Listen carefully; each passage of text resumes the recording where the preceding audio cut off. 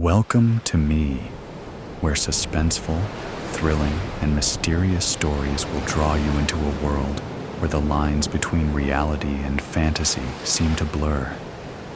When the night falls, when all the sounds gradually quiet down, leaving only your own heartbeat and breathing, that's when these stories begin. Tensions, unsolved mysteries, moments that will make you hold your breath in fear or curiosity, all are waiting for you ahead. Find a comfortable seat, dim the lights, and let this sound guide you on a journey that is not for the faint of heart. I want each of you to leave a comment sharing where you are in the world.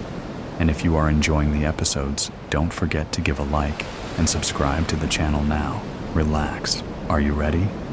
If so, join me in the first story right now. Ambition. Arms up, the man said. A smile touched my lips, and I did as I was told.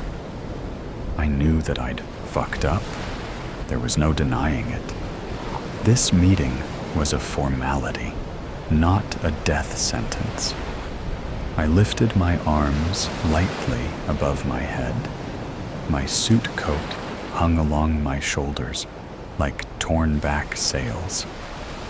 The man patted me down, unholstered my gun, and tucked it along the back of his waistband, and I looked at him with a questioning glance. The nerve of this one, I thought, but remained silent, smelling the wafting cigar smoke pouring out of Father's office. You'll get it back when business is concluded. This your only piece? He asked, sizing me up. I nodded and tucked in my shirt along the waist again, shimmied my pants into a better position. The man stood aside, gesturing for me to enter. My hand wrapped around the brass doorknob, and the thick wood creaked inward. And all at once, the smell of Father's cigars hit me harder than a ton of bricks. My eyes watered. Making my way inside through the haze reminded me of the night we went down to the docks to pitch the body of Lenny Chesnetter over into the dark water. Not me. Lenny's voice echoed in my mind. I didn't do nothing. I swear it. Nothin', I tell ya. The gunshot always sounds louder when it isn't you pulling the trigger. I entered the lavish office, my father sitting behind his desk like an old king at his throne. And to the chair along the right of the desk, my brother, turning his head to look at me. Even for all the years since the day of his automobile accident, I can never get used to the sight of that scar. A jagged line running along the left temple toward the middle of the cheek. Have a seat, Father said. I listened to my shoes clacking across the hardwood, listening to the sounds of the door shutting behind me, but didn't have to look back to know that the man outside had done it. Other scents were mingling in the air, Father's cologne, as well as my brother's. One of the housekeepers had set up a bouquet in this dark room, as if it had seemed to mask the constantly wafting cigar smoke drifting up toward the ceiling. It didn't. I found the open chair to my father's right diagonal from his spot behind the desk, and took the wide way around, pulling the chair back so that the three of us now sat almost in a perfect triangle. I did this because whatever bad water had been spilled between my brother and me I wasn't in a fighting mood. Maybe it was the Irish in me, some instinctual thing to wanna fuck strange women and fight all the goddamn time. My brother scoffed at this, gusting his air, and flapped his coat back to the center of his torso, over the velvet blue vest beneath. A single gold chain clipped to one of the buttonholes. The same pocket watch I gave him for Christmas 2 winters ago. I sat with ease and crossed my right leg over the other. "Let's get down to it, boys," Father said. "Which one of you did it?" There was silence for a moment. My brother and I exchanged a glance, not saying a word. "All right, if that's how you want to do it," he said, pulling back one of the desk drawers and withdrawing a Colt 1911 .45 semi-automatic pistol. He thumbed back the hammer and pointed at me. "Which one of you sons of bitches killed Jimmy Booker?" "Oh, you think I fucking did it, do ya?" I asked with a sneer. "Go on then, shoot me. Get it over with," I said, resting my hands along the armrests. In truth, I didn't give a shit one way or the other. I looked over at my brother, trying to read his expression, but he sat there with a calm that I'd only ever seen a few times before. For once, I was the loose cannon here. For once, I was the one losing my mouth, when what I needed to do was shut the fuck up. "Why don't you point the gun there?" I said, pointing at my brother. He's always the one stirring up problems in this family. Put one right between his fucking eyes and let's get this thing over with. The sound of the gunshot was deafening. I flinched at the recoil and, to my amazement, realized that I'd still been alive. My eyes widened as a smile crept onto my face. I looked at Father.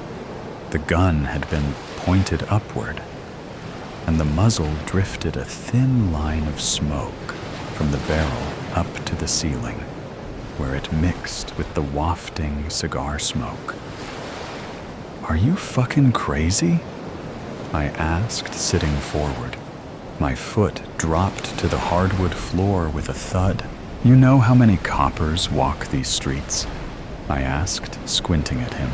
"I own the cops," Father said with a smile, and set the gun down atop the desk there, where it sat pointing between both of us, and not at one of us in particular. Father picked up his cigar and gently rounded the ash from the lit end, brought it to his lips where he bit down lightly, perching it along the corner of his teeth. "I'm gonna ask you both again. Which one of you did it?" he asked, drawing on the chewed bit of his cigar, with a wash of gray smoke drifting down from his parted lips. His wrinkled eyes studied us one by one. "Does it matter?" my brother chimed in. "That guy was a crook. Bookie or not, he's been stealing from us for years." "Not us," he said. "From me. And I know that he's been doing it. But what both of you don't know is that Jimmy Booker has been fixing bets for the better part of the last 2 decades. It was only a matter of time before we took the hammers to his kneecaps. but I would have let him live. You smug prick. Father leaned forward and stared at brother. Scraps. That's what he took from me. Scraps. Like a dog. And one of you two numbskulls whacked him before I could set him down and get the truth out of him good and proper. Father sat back. Besides, nobody gets snuffed out in this town without my saying so. Not even my dumb fuck, petulant rat children prancing around like they're doing the Lord's work. Is that what you thought you were doing? The Lord's work? He slammed his fist down along the top of the wooden desk, killing a man in broad daylight. 2 days before the race of the fucking century. He stood quickly, the chair behind him falling back as he towered over the desk in front of us. Do you two idiots have any idea how much fucking money I was going to make off of that race? 55 large, I said. I knew I'd seen the books. How much money did you take him for, anyway? Father asked, pressing his knuckles down along the top of the desk. How much money did you recover from Jimmy's safe? All of it, I said. How much? He asked again. His pupils were so large that you couldn't see the blues there anymore. Only the blackened coals for eyes where color had once been. We're wasting time, my brother said absently. He had begun running his fingers along the scar across the left temple beside his eye. He did this, of course, an old gambling tell of his, when he bluffed. We had another bookie lined up, south side, Giovanni's man. My father was stunned into silence. He turned and picked up his expensive leather chair and set it upright once more, collapsing into it. Let me get this straight. You killed my man so that you could use the Italians. Do you think because we have some truce with those Goombas, you can take out one of our own and fix bets with another organization? Looks like you boys are trying to run this family. Father rubbed his eyes, his cigar still perched in his teeth along the corner of his mouth. He breathed in deep, the cigar cherry lighting up the inside of his palm, and he pulled it from his lips, curling an index finger around it, wet and gnarled. His hand perched along the armrest, a thick line of smoke wafting from the end of the half-chewed cigar. You boys will be the death of me, he said with his eyes closed. He turned to look first at my brother and then at me. What gave you smartasses the bright idea to fix bets with the Italians? My brother glanced at me and then back to Father. Because it's our time to move on their territory. The Italians are weak. They lost 3 good men to bank robberies, another 2 to the bombing last month. My father's eyes glinted. Between the 3 of us, none of us saying the thing there beneath the surface. That father had been orchestrating the bombings. There had been dozens in the months past. He'd been killing off the Italians from whatever shadows that he'd been operating in, beneath the guise of a truce all this time. The bombs that had been planted, the coppers tipped off about the bank robberies, was only a fraction of the work that had been done. Explosives were planted in engine rooms, aboard steamers, docked in Boston Harbor, prized fighters dying suddenly from arsenic. There was a level of depravity not spoken of within this room, and between the three of us, nobody had said a word. "Why, Jimmy?" Father asked. "Why in all of this did you take out my very own fucking bookie?" I sat forward, an elbow cocked behind me along the armrest. "Because Jimmy wasn't who you thought he was." I stared across the desk. My brother shifted beside me. "Jimmy wasn't just fixing bets for you. He was fixing them for the Italians at the same time. He might have been taking crumbs from you over the years, but he's been raking it in hand over fist with the Italians for a decade or more. Jimmy is a distant cousin to the Giovanni Syndicate, married to one of our very own." "How do you know all this?" Father asked, raising an eyebrow. "You're not the only one who bribes cops," Brother said. There was laughter then.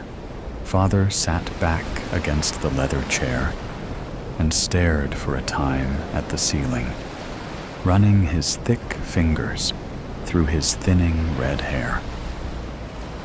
"Word on the street is Jimmy's been letting bits and pieces of information slip past our lines for years. How do you think the Italians were able to take the South Side so quickly?" Father, puzzled by this, shook his head and sat up once more. He centered himself behind the desk and laced his fingers. He seemed to know without knowing. "What do you suppose we do about all of this?" he asked, looking at me. I looked at my brother, who finally smiled. "We know the name of their horse," Brother said. "Consider it a parting gift from Jimmy." The next day had been one of the fairer ones of the season, almost pleasant. The sun was shining brilliantly overhead. I squinted through my tinted glasses, my cap tucked low over the eyes.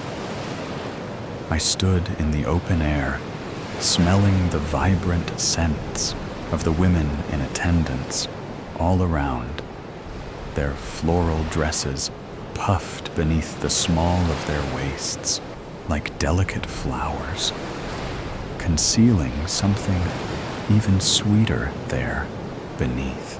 My eyes moved across the sea of faces there, the onlookers waiting for the next race to begin, and with the gunshot that rang out, a few around were startled.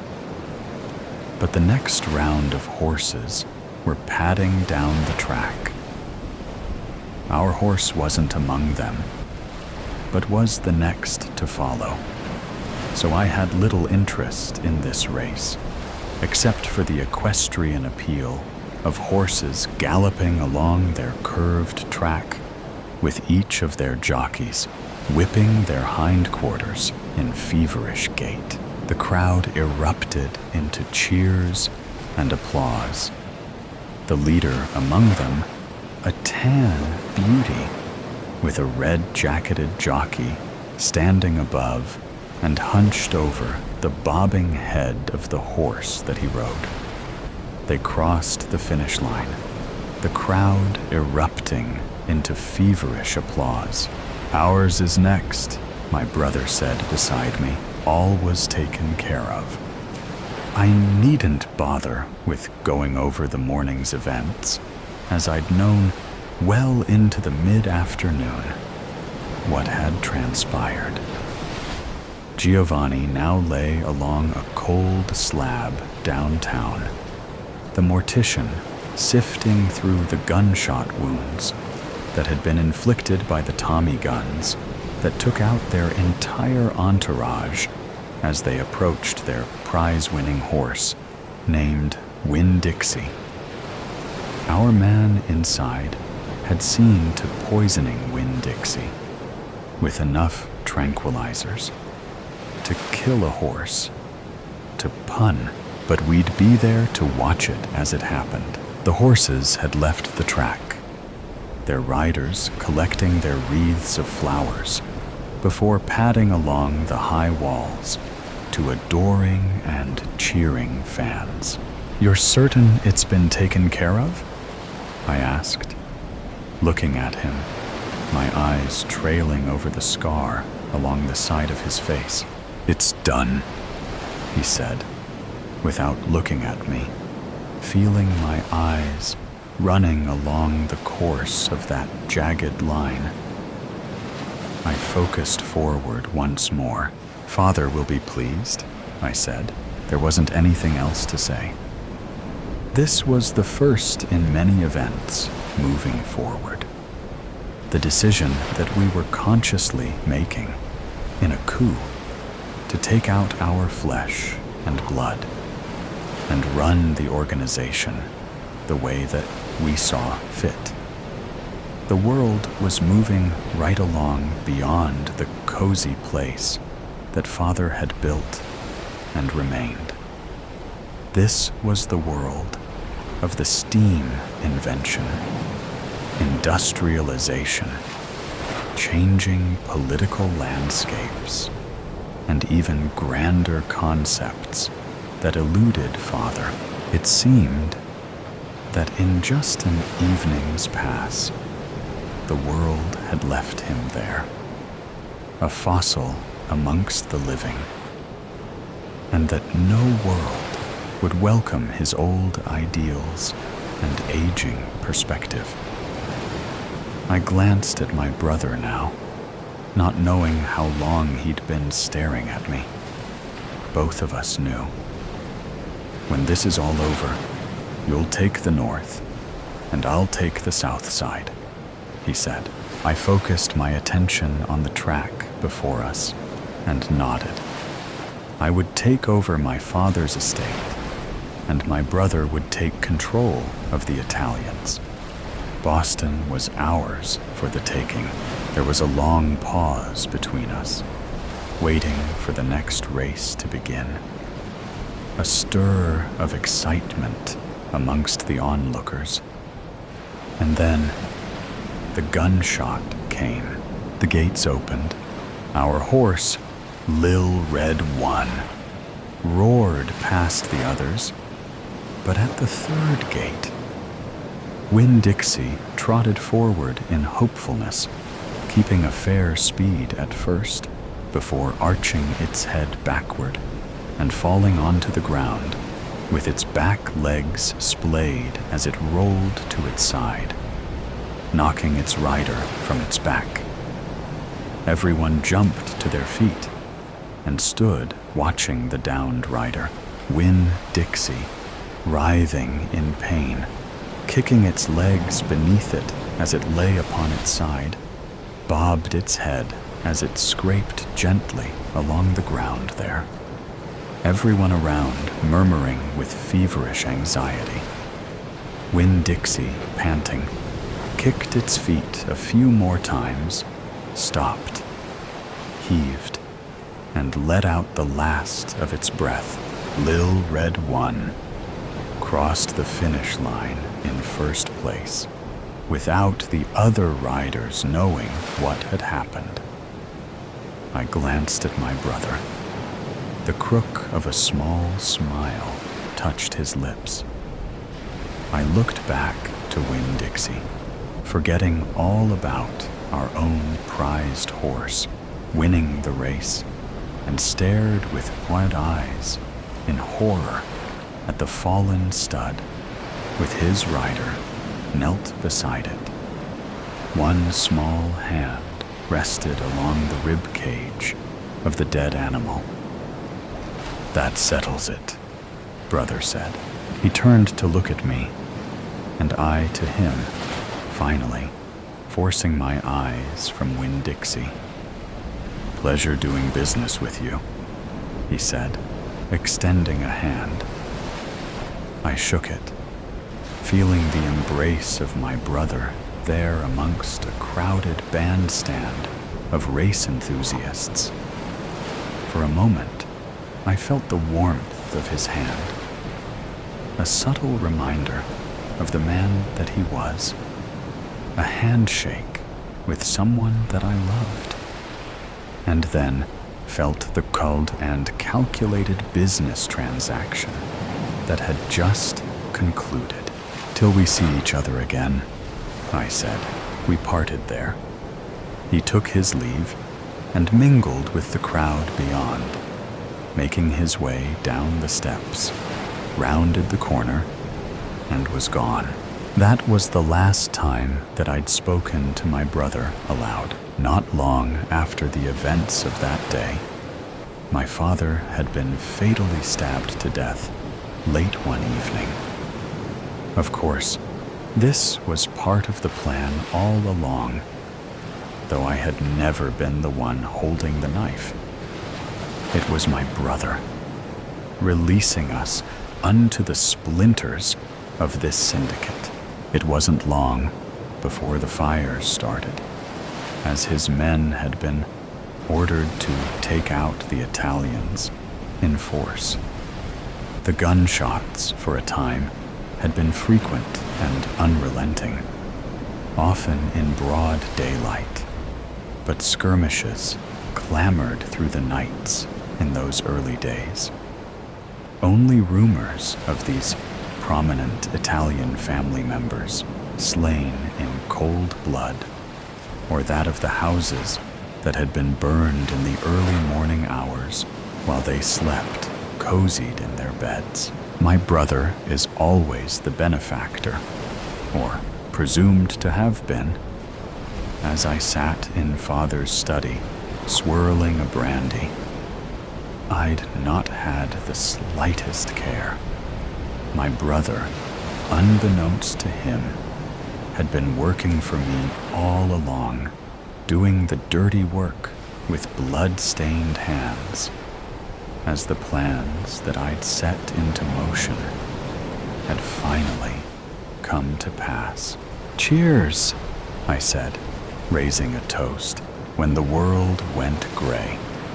Joy, happiness, life, creation, the spark of beginning, the heartbeat of Earth itself, the endless manifestation of color and beauty and light, blossoming, growing, unfurling into something infinite. And then, one day, nothing.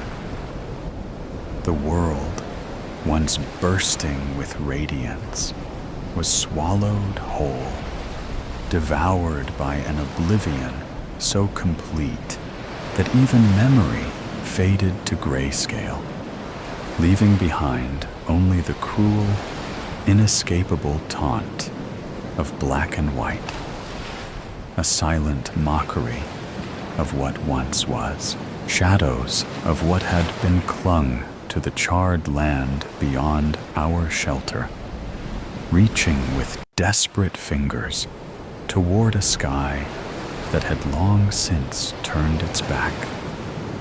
And as the relentless nothingness took and took and took, we were left only to bear witness, to suffer in the empty remains of what we had destroyed. And as the world faded to monochrome, I became one of the countless shades of despair. Our city, once flooded with bustling citizens driving cars of every color, is reduced skeletal frames of buildings and cracked roads. A cruel reminder of the countless nights I spent, sleepless, hidden away in my attic, thriving off the colors coating my paint palette. The word around us hasn't just been burned, it's been erased. The vibrancy stripped away. I look around our underground shelter, and for people struggling to survive, everyone was perfectly content with making conversation from the concrete where they sat, as if they weren't on their deathbeds. We scrape by with the rations the leaders distribute weekly, our bodies weakened by hunger, our minds fractured by the unbearable monotony of a world without color. But it isn't the hunger or paranoia that haunts us, but the weight of absence, the memories of color fading with each passing, dissolving to add to the torture of the ash flakes contaminating the air. Black, white, gray, repeat, every damn time. And then I find myself thinking the same, though I thought since the day the world was drained of color. This is a dream. Colors can't just disappear. And yet, here we were in this mere sketch of what was. A vast land that stretched on through the remains of the nuclear tragedy, colored in shades of ash and bone, where nothing grows and nothing dares to blossom. For now, I resort to my only escape, my eyelids suddenly feeling too heavy, my mind too weary. Symptoms we've long since accepted as the norm, and allow myself to relax against the concrete wall. Part 1. Rations are low. Too low. A small group of us was sent into the depths of our despair to scrounge together enough food to ensure our, at the least, survival. Survival doesn't always grace the entirety of our measly society, and it's unfortunate. But death, even at 17, is not an unfamiliar fate. I look out into the rubble, finally lifting my eyes from my sneakered feet for the first time since they stepped beyond the shelter's entrance. The land is silent. The only sound, the crunching of boots landing against who knows what, and the whipping wind nipped at my skin, scattering my once auburn-streaked hair across the back of my jacket. Black, white, gray, a gleam catches my eye. We're at the edge of the ruins. That's impossible. My feet are already betraying me, already venturing closer to this foreign feeling of freedom. 5 years ago was the last time I was graced with the presence of color. 5 years since the bombs. 5 years since this world was diminished to a mere grayscale. 5 years. For color to still exist would be out of the question. I track the glistening spar of hope, forcing my eyes to stay open, forcing my feet one in front of the other, until, where'd it go? I blink. Scanning the scene, my eyes dart frantically from each piece of colorly's scrap to the next. Come on. Come on. Come. Nothing. The unmistakable feeling of wilted grass prickles at my knees as they hit the ground where it was. The hope of color in an achromatic world slipped through my hoary fingers like sand slipping through the grasp of the ocean spray continuously. Elara? Sienna, one of the other young scavengers, asked, kneeling down in front of me. You okay? I blink back tears I didn't know were welling, forcing composure I don't have, even as I feel the feather-light touch of Sienna's hand on my shoulder. I know I can tell Sienna the truth. She did take me in after the bombs killed my parents, but to burden her would be to break myself in the process. Yeah. My voice is breathy, as if I'm questioning my own answer, while letting the first one that comes to mind slip past my lips. If anyone is going to believe me, it's going to be her. She is the only family I have left, after all. I thought I saw color. Sienna's muted, but still striking. Once blue eyes go wide, clawing to clench onto the sliver of hope and clinging onto it like a lifeline. Anything, everything. She leans closer, the shoulder-length ashy hue filling her head, now slipping past her ear. If anyone can find it, it's you. She said it like it was the easiest thing in the world. But that was just the way Sienna made everything seem. Easy. Like it wasn't the sight reignites a desperate hope, a longing to believe that life, in its fullest form, is not truly gone. Part 2. I can't pretend like it didn't happen. I can't unsee it. I know it's risky. I know there are people here who need every last bit of help they can get. But if there's a better, beautifully vivid world out there, inching to be found, it needs to be found. So here I am, in the thick, inky embrace of the dead of night, my fingers curling tightly around the worn, chilled rungs of the ladder that stretches upward like a fragile, rust-bitten bridge to a world I have long since sworn, with every fiber of my being, to unravel, to tear apart piece by piece if that's what it takes, all in pursuit of that elusive, flickering glint, something small, something distant, something that once dared to catch and hold the fleeting light of a bleached and weary sun.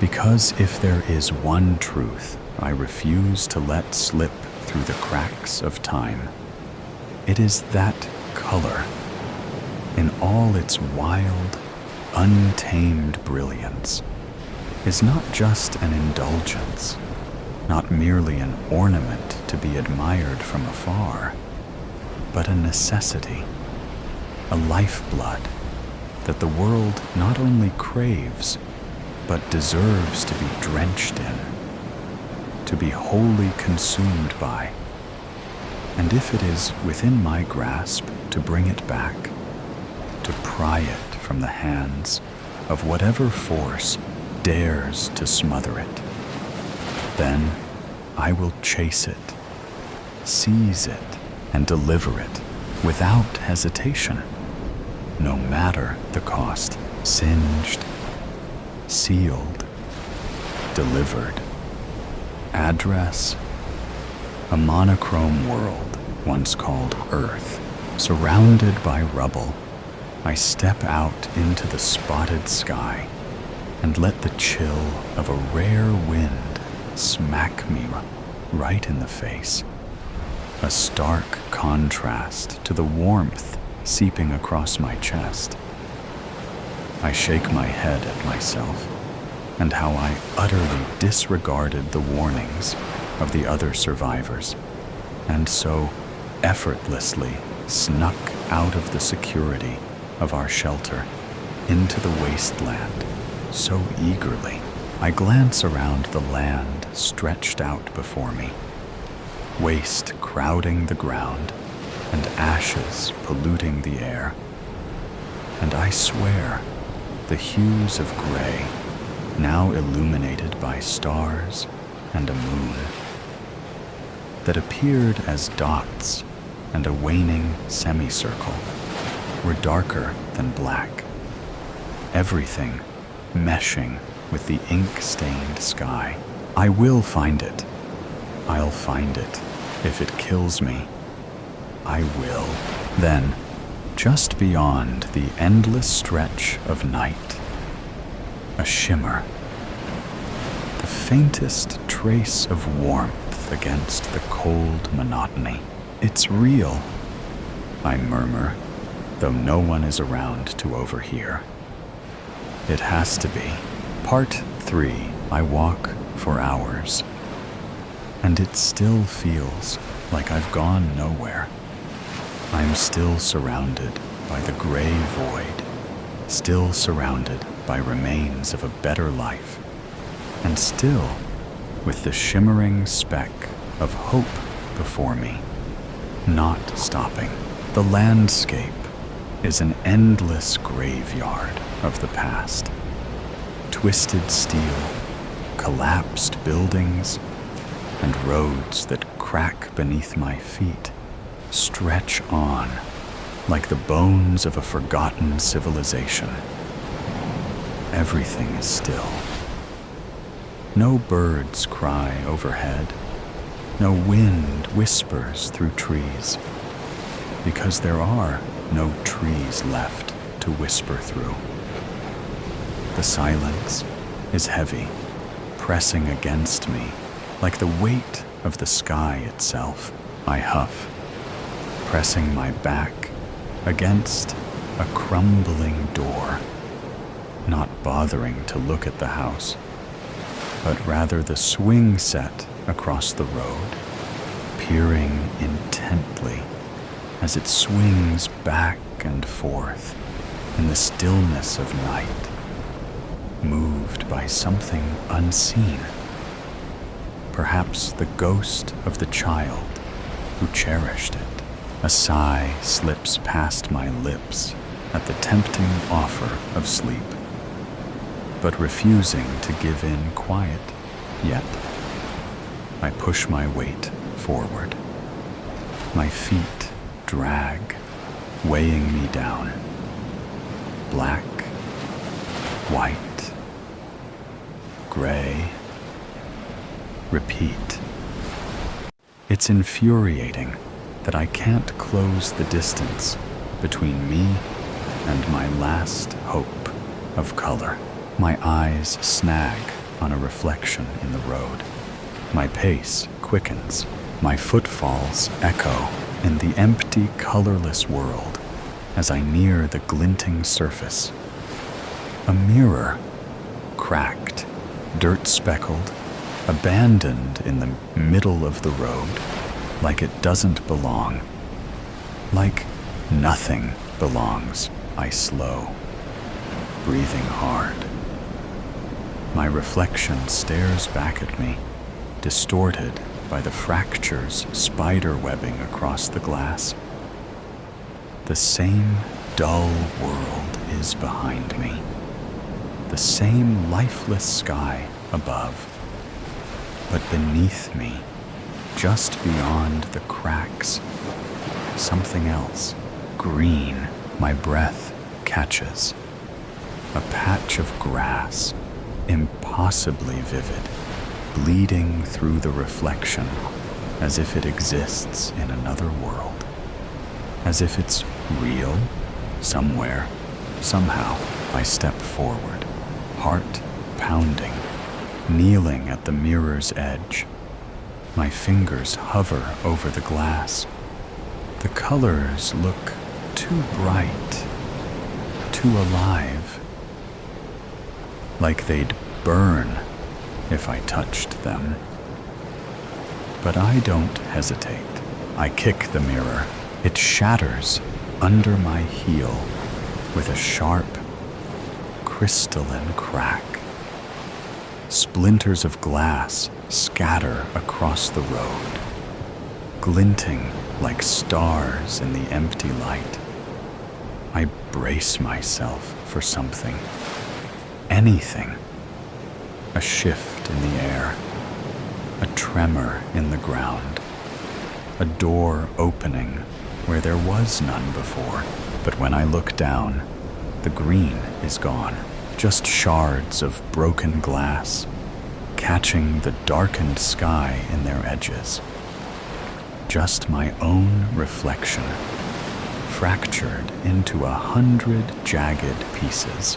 I lurch forward, scraping at the road where the mirror used to be. Nothing. No hidden portal. No sliver of color left behind. My hands shake. Tears, clear wetness, drip down my cheeks in slowed fashion.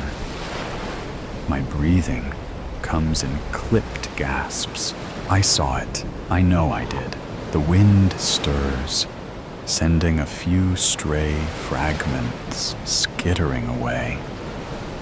I watch them disappear down the road, swallowed by the nothingness stretching endlessly ahead. And then I keep walking, pushing harder, further, relentless. Part 4. I refuse to let myself stop. I won't. I can't. Not if I want any chance at finding the color I've recklessly craved. My eyes follow the path I left in the dust, the sun rising higher in the sky. And then, thunk, the ground hits me before I can brace for it. Pain shoots through my skull in sharp, electric volts. I glance up, dazed, and see the thick trunk of the tree I just slammed into. Its rough bark pressing into my chest, pinning me to the earth. I wince, trying to push myself up, but my head swims with dizziness. The tree stands tall, towering over me like an ancient sentinel, its branches casting long shadows in the early morning light. I can feel its strength, as if it's mocking my weakness, daring me to rise again. I press my palms to the ground, leaves crunching beneath them, and accept this tree's challenge. The rough earth presses against my skin, grounding me in this moment, daring me to rise. A chill runs through my spine as I push myself up, dirt clinging to my fingertips. The air is thick, damp, charged with something unseen but undeniable. Prepared to confront the tree, I stand to my feet and ball my fists, the tension in my body coiling like a spring. I'm ready. My knuckles tighten, breath steadying, until a sharp, almost imperceptible sting pricks at my palm. Crunch. My hand flattens instinctively, fingers twitching as I feel the sensation spread. The leaves, crisp and brittle, stick to my skin like they belong there. A brief annoyance flickers through me, and I almost brush them off without a second thought, until something stops me cold. The color, not gray, not black, not the dry, lifeless husks of darkness. These leaves are green. It's faint, fading, dying, but it's there. The realization steals the breath from my lungs. Green here. Among the decay, color still exists, but it is fading. The world is not truly black and white. It is dying in slow motion. The nuclear bombs did not erase color. It severed life's connection to it, leaving only those who remember it to witness its vanishing. A smirk, one I haven't worn since the day of the bombs, breaks across my lips.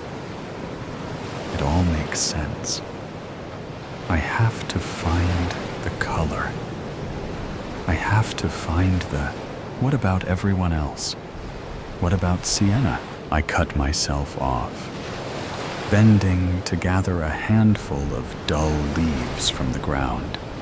Sienna would want this. If anyone can find it, it's you. My grip on the leaves tightens, as if I can hold on to her words, onto her, for guidance, like I always have. And I intend to do just that. One step. For hope, another. For faith, 2 steps. For a new life, another. For Sienna. And then I'm sprinting, not daring to look back. Master of puppets. Io sono il padrone, e tu sei il burattino. I am the master, and you are the puppet. Working in an antique store was hardly where Aislinn saw herself 5 years ago. But beggars couldn't be choosers in this economy.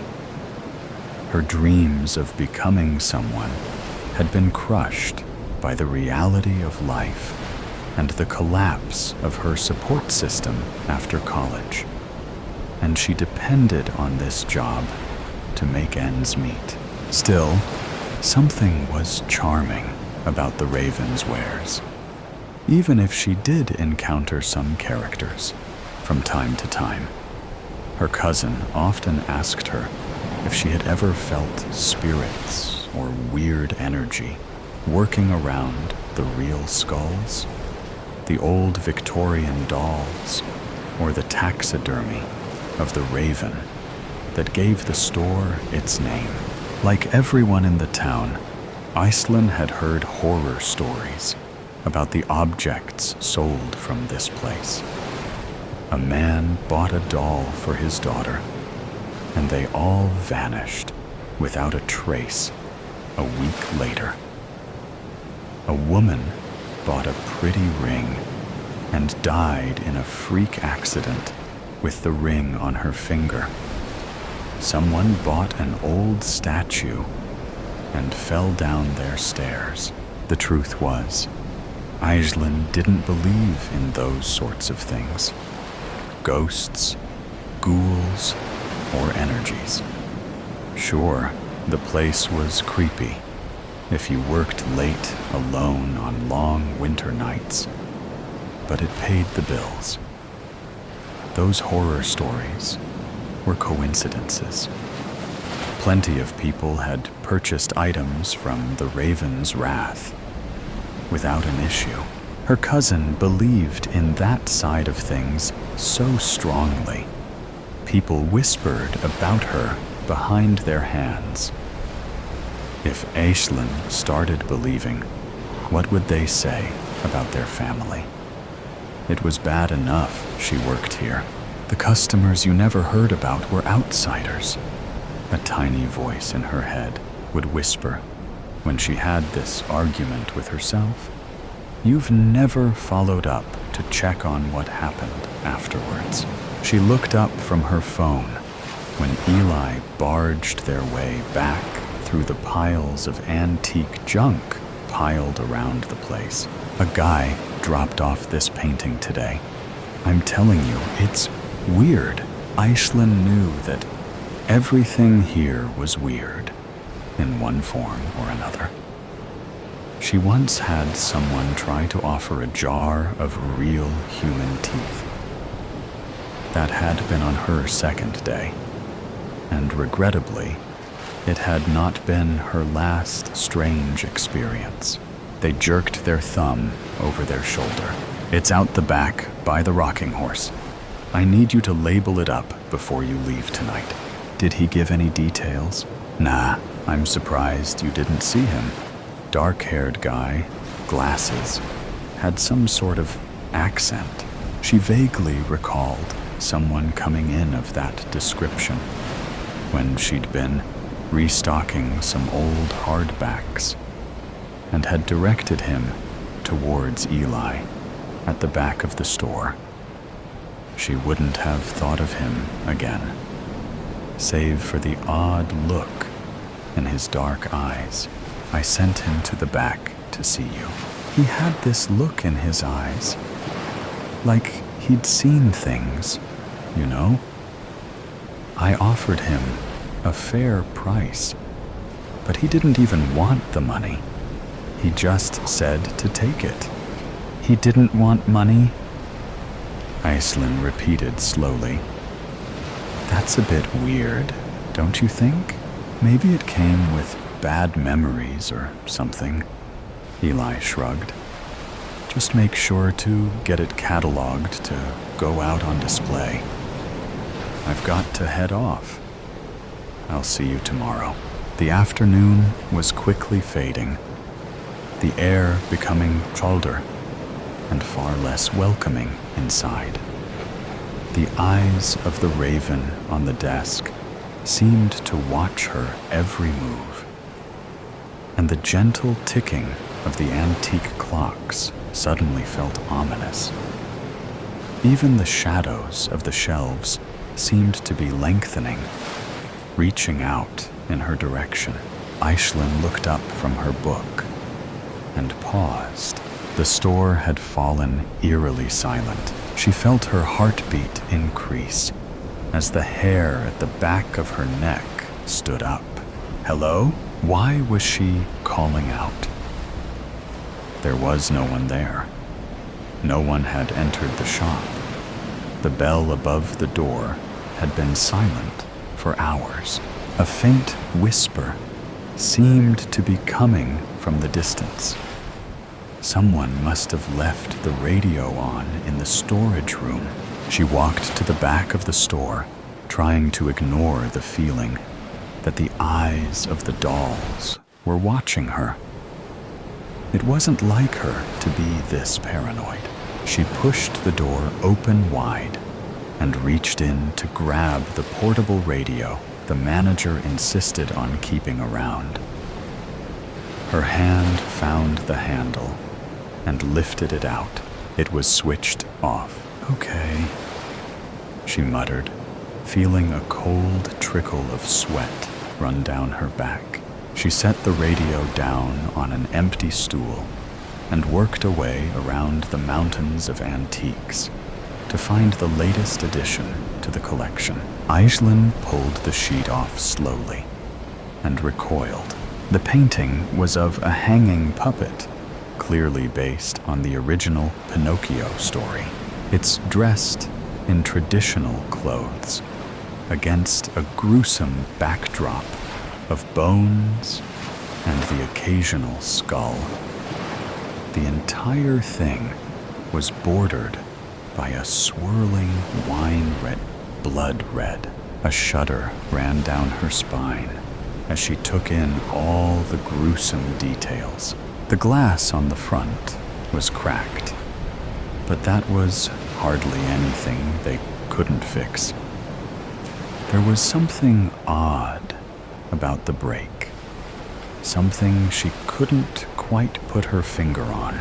She turned the painting over to check the back of the frame and noticed a faded name on the back, too illegible to read, and an unmistakable bloody handprint. What the hell? The painting clattered to the floor as she reeled back, banging into a cabinet and screaming as the puppet hanging there swung into her face. Its painted smile seemed twisted into a cruel leer as she swatted it away, clutching at her chest. She took some calming breaths. She picked the painting up from the floor with shaking hands and turned it over, aware of her heart racing in her chest. There's no bloody handprint, only the faded marks of a name. You're going mad, she muttered to herself. You need to get out more. She carried the painting to the desk and started cataloging it, intrigued by the lack of an artist's mark. Even a quick Google search yielded no results, and after a few minutes, she brought it back to sit at the back by the dolls and puppets. She took a moment longer to stare at it and turned back to the front. There was a rocking horse in the middle of the aisle. No, that wasn't possible. She hadn't moved anything. Hello? She called out nervously. This isn't funny now. Come out. When no one answered, she tried to focus. Maybe it had been there before, and she had simply walked past it, not noticing. Eli had said the painting was out the back by the rocking horse. For a moment, her cousin's voice echoed in her ear. Though she tried to deny it, this was not the first time something like this had happened on her shift. Eli had laughed it off with her at the time, but she hadn't seen a bloody handprint last time. Eli had moved the horse. That's all there was to it. Aishlin walked back to the front of the store and stared out at the street, across at the ordinary sight of the small local shop and the dress shop beside it. Maybe she needed a holiday. The radio started playing a Cure song. Had she turned it on? When had she brought it to the front? Suddenly, the dark shop seemed alien to her. No, now she was being stupid.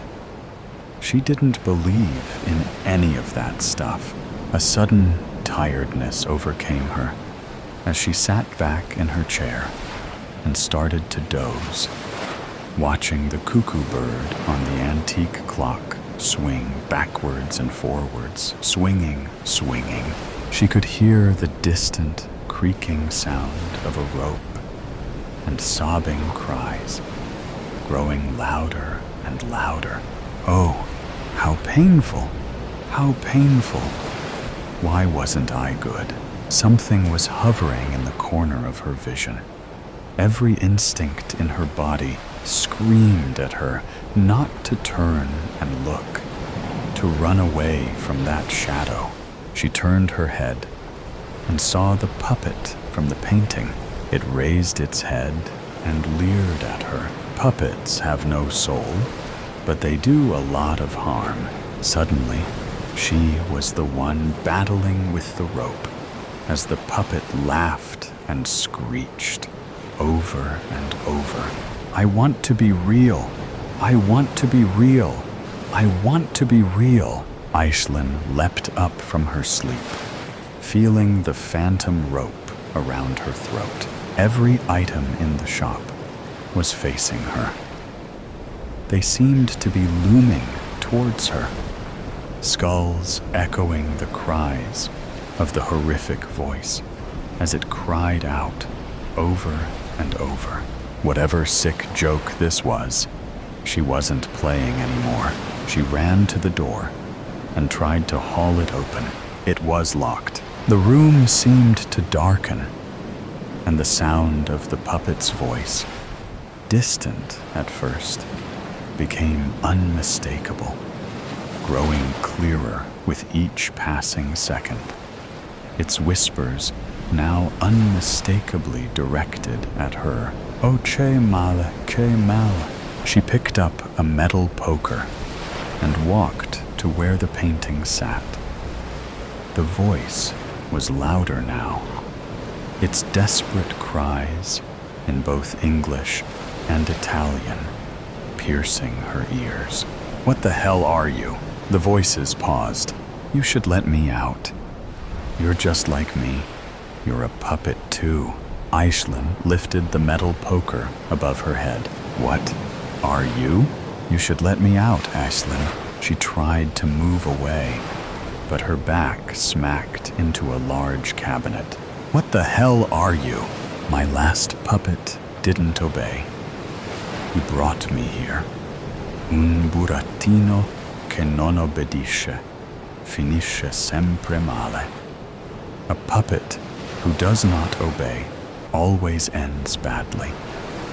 You should let me out. I've always been here, waiting for someone to let me out. She realized then what was wrong with the glass. Someone, something, was trying to break free from the inside. Her own reflection in the glass warped into a puppet's face, and she felt the weight of something choking her. No, she was not a puppet. She was a human. This wasn't real. I am the master of puppets. Puppets have no soul, but they do a lot of harm. I tried to take his soul, but he broke free. You will let me out. You are my puppet now. You saw it in the glass. You're like me. Aislinn watched in horror as the cracks in the glass grew wider. It will end badly for you if you do not obey. She lifted the poker to swing it, and the hands of the puppets on display reached out and grabbed her throat, pulling her backwards. A bad puppet is of no use to me. I have been waiting for you. There's nothing to be done. One must really die good. Aislinn screamed, trying to throw the puppets off. She twisted in their grip, seeing the cracks grow wider and wider. When you're not real, nothing hurts, Aislinn. But the more I try to be real, the more I feel pain. Oh, the pain. How painful this is. Can't you feel it? The creaking of the rope was unbearable. The spiraling voice wailing and wailing as she begged for this to stop, for her to wake up, to let this nightmare end. Aislinn woke in her chair. The clock read the same time as it had before, but something was different. Everything was different. At some point, the gentle light of the afternoon had faded into a gray gloom bordering on darkness. This day seemed to be lasting an eternity. It was all a nightmare, a terrible nightmare. She saw it then. Her vision narrowed, and her chest tightened as she stared at it. The painting mocking her from the back, as it always had. Maybe this was still a nightmare taken new form. Those horrible skulls leering at her, that noise, that endless noise. She approached it slowly and ran her hands over the cracks in the glass, feeling her skin crawl with revulsion. The glass was cold, unnaturally cold, like it was sucking the little warmth she had left from her fingers. "I want to be real, Aislinn." A voice whispered in her ear, "You should let me out. I have waited so long." She grabbed the poker from where it lay on the ground and lifted it, bringing it down to strike the glass. A gloved hand reached out of the frame and snatched hold of her wrist, forcing her to drop the poker in shock. A puppet has no soul, but it can do harm. It cackled, drawing her closer to the frame. "You're my puppet now. Your soul is mine." "No!" she screamed, grabbing at the nearest object, a porcelain bird, and throwing it at the puppet. "You aren't real.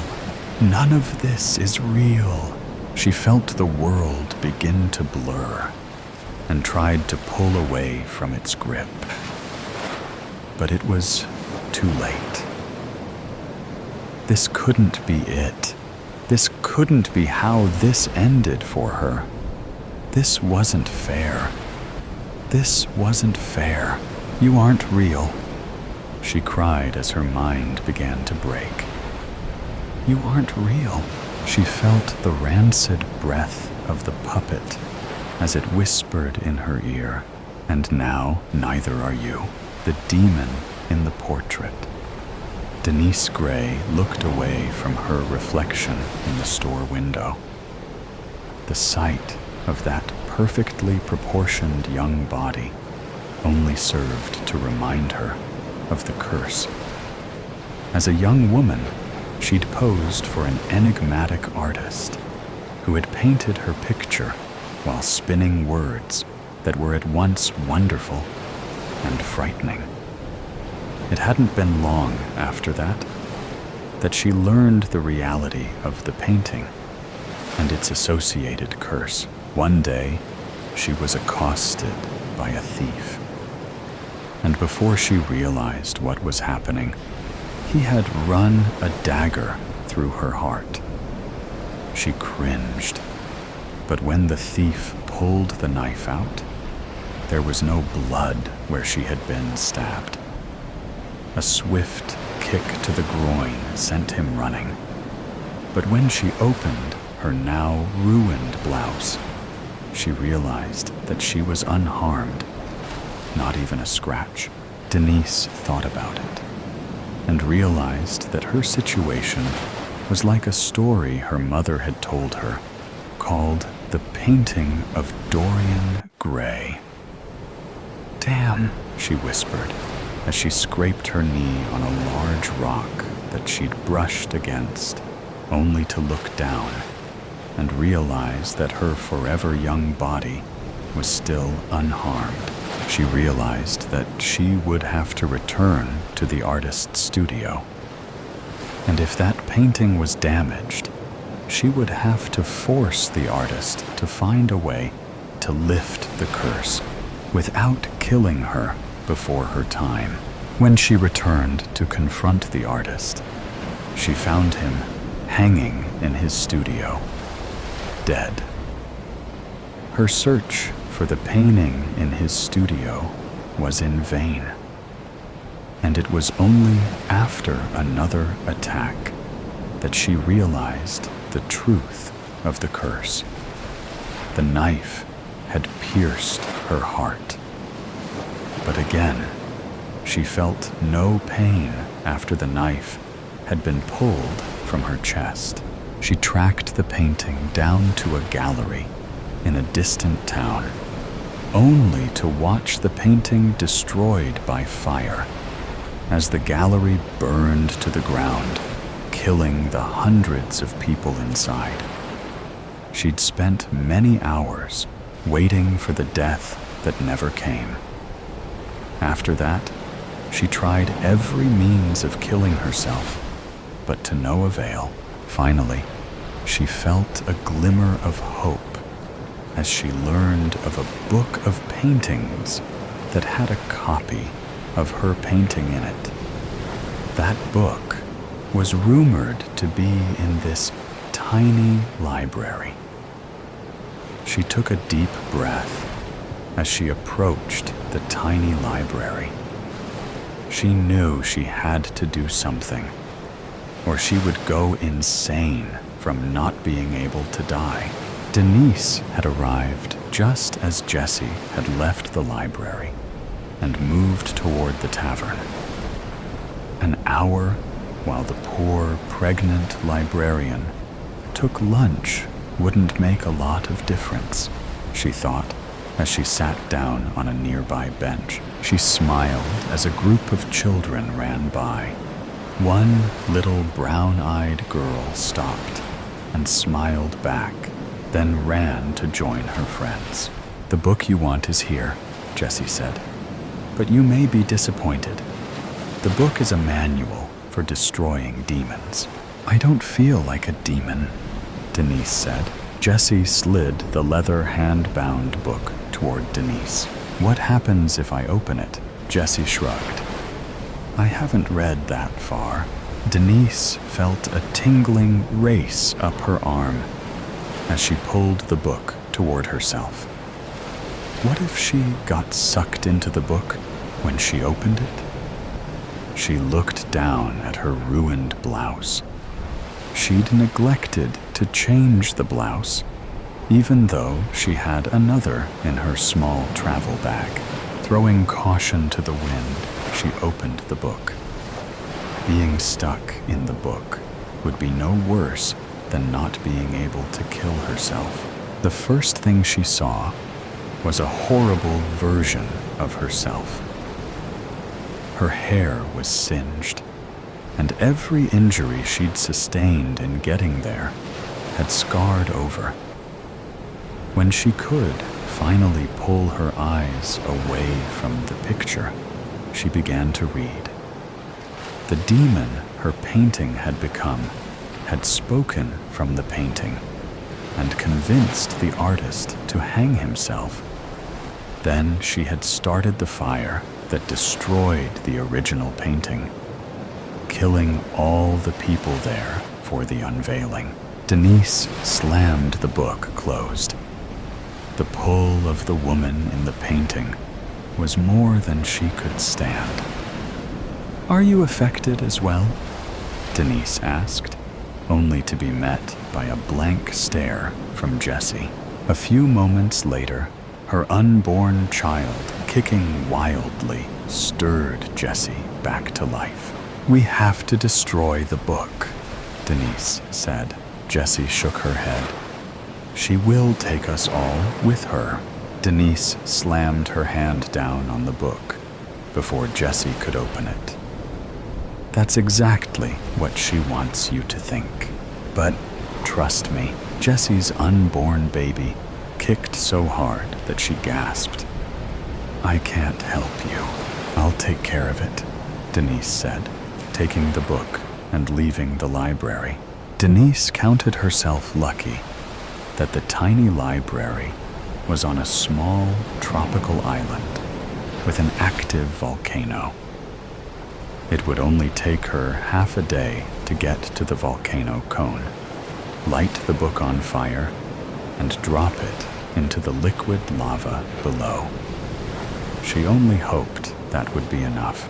As she moved toward the volcano, the book and the demon it contained recognized her intent. "Hand over that book," the huge Polynesian man standing in her way said, his gun drawn.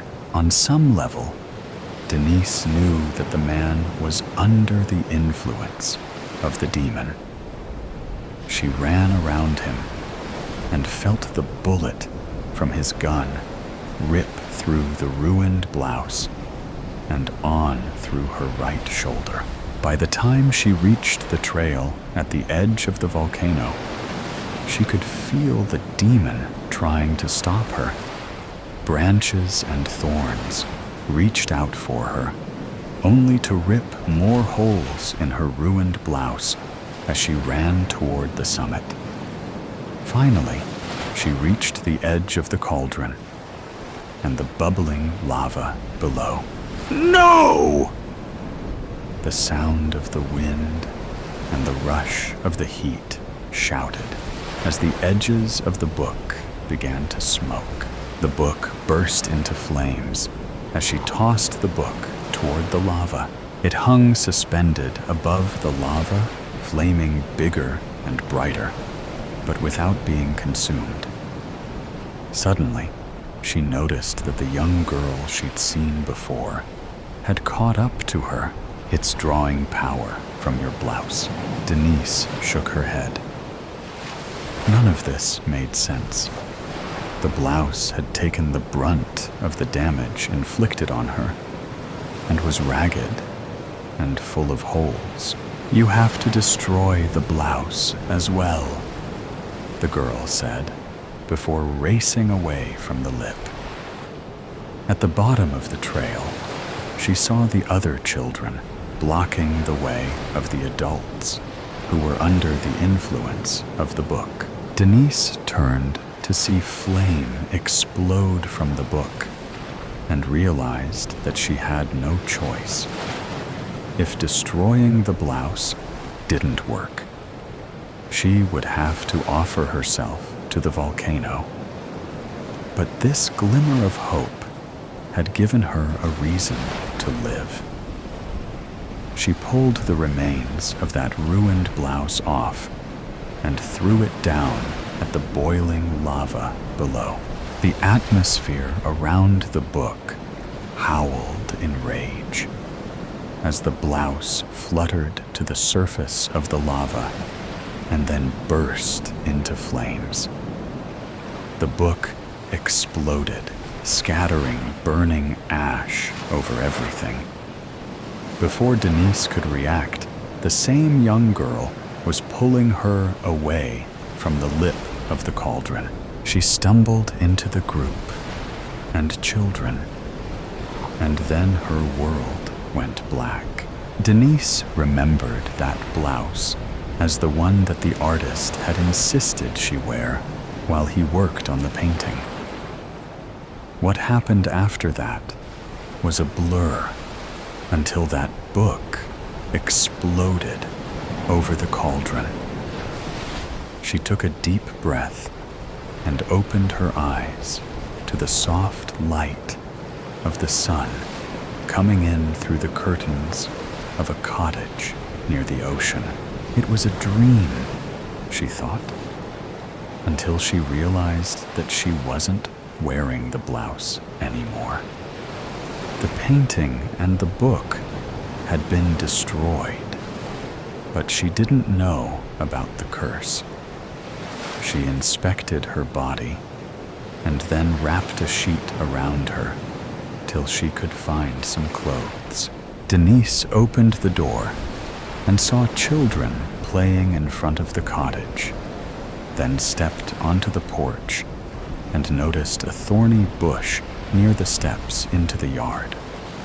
She idly pricked her finger and gave a sigh of relief as she realized that the curse was gone when a tiny drop of blood formed on her finger. "The children told us how you saved us," Jessie said as she approached from the side yard. Denise shrugged. "I needed to be free of the curse," Jess smiled. "The children like having you around, and we are in the market for school teacher." Denise had never considered anything like this. She'd been so young when the nightmare started. She looked down. Her body was still young, and if the kids had trusted her, maybe she could try. Beats modeling, she thought, as she followed Jessie back toward the cottage. Rambling rose. I'm late! Life always passes over me. I'm late is just another phrase for situation normal. Absolutely fluffed up. Did you put in your application, Rosie? An unnecessary question, probably motivated by a sense of duty. I give my usual frown and grimace, a sigh, an I don't care, but will try to appear concerned look. The office crew is sniffing each other out. They're silently musing on the expected unfairness, their anticipated realization of failure, judging nepotism or brown-nosing from each participant. Jones, from service and repair, has been studying his policies. Gretel has finished her Certificate 4 in admin.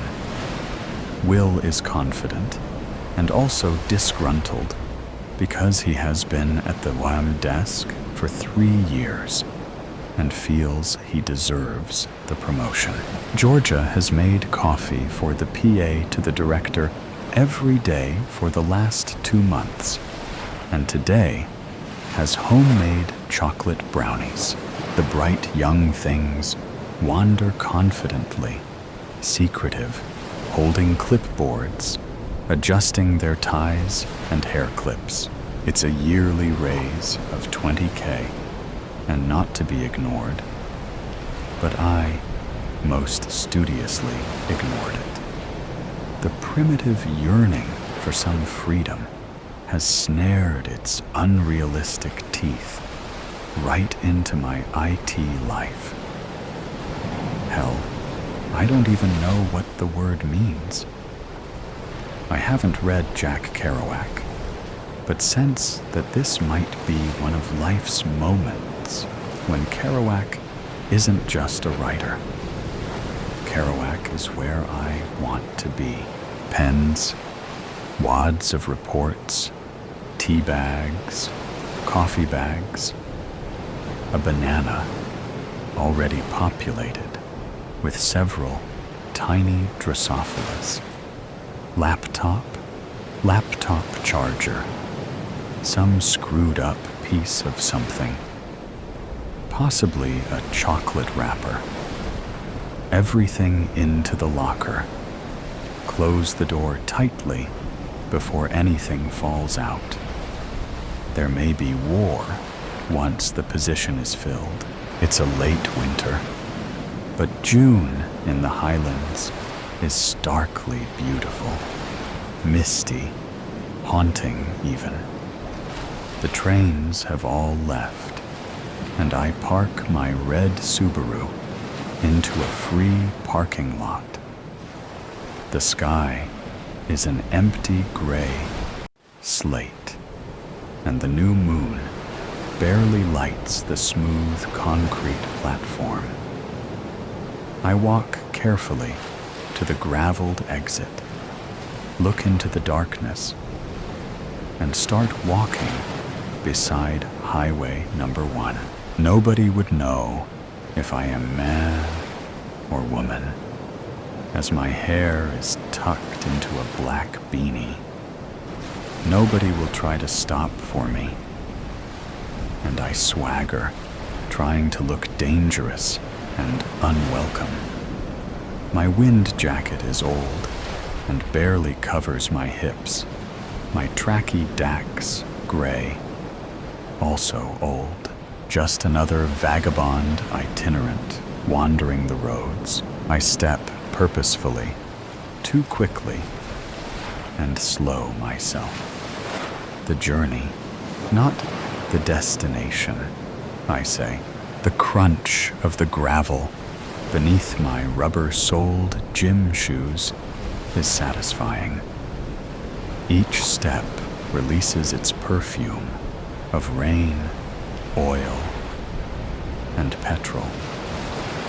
I breathe its nourishment like a 4-year-old who has escaped from the front yard onto the street for the first time.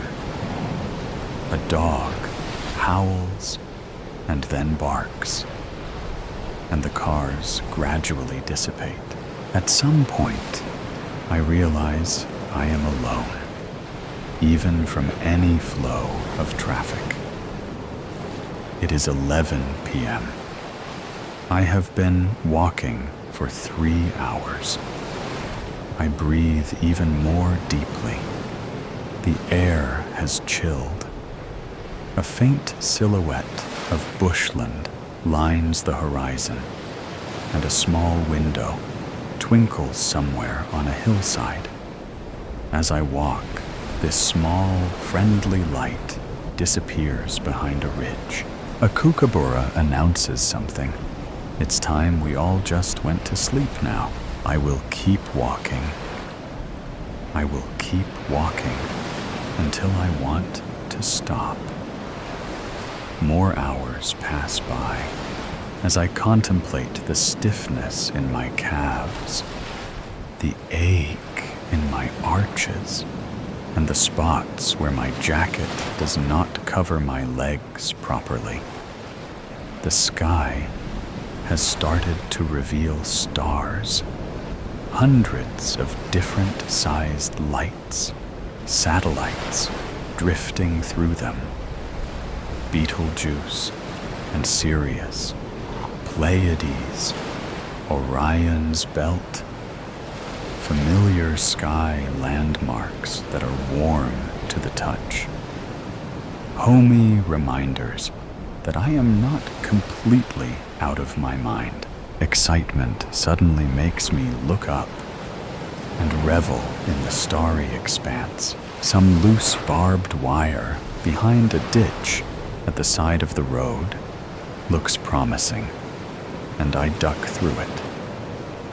I am starting to feel tired.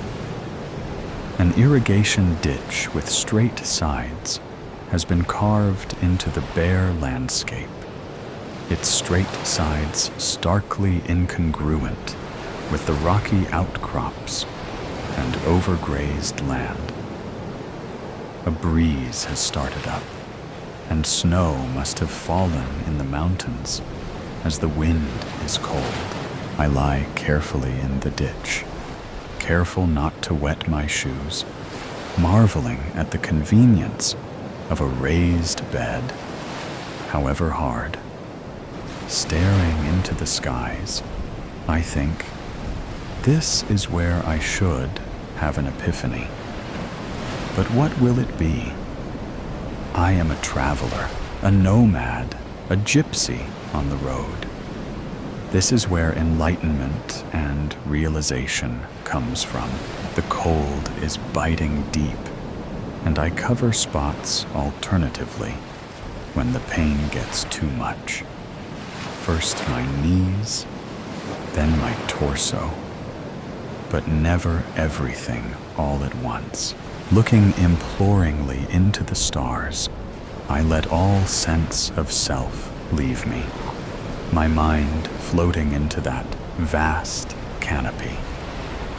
The cold makes me feel a bit sorry for myself, and I feel not just alone, but lonely. I think I slept, my icy dreams interspersed with awkward rearranging of the useless wind jacket. The romance of my zero-gravity bed, just a cold, hard slant with pointy pebbles pressing into my back and hips, a crackle of nearby dried grass, the swoosh of saltbush being brushed past, a movement so close that I lose my breath in terror.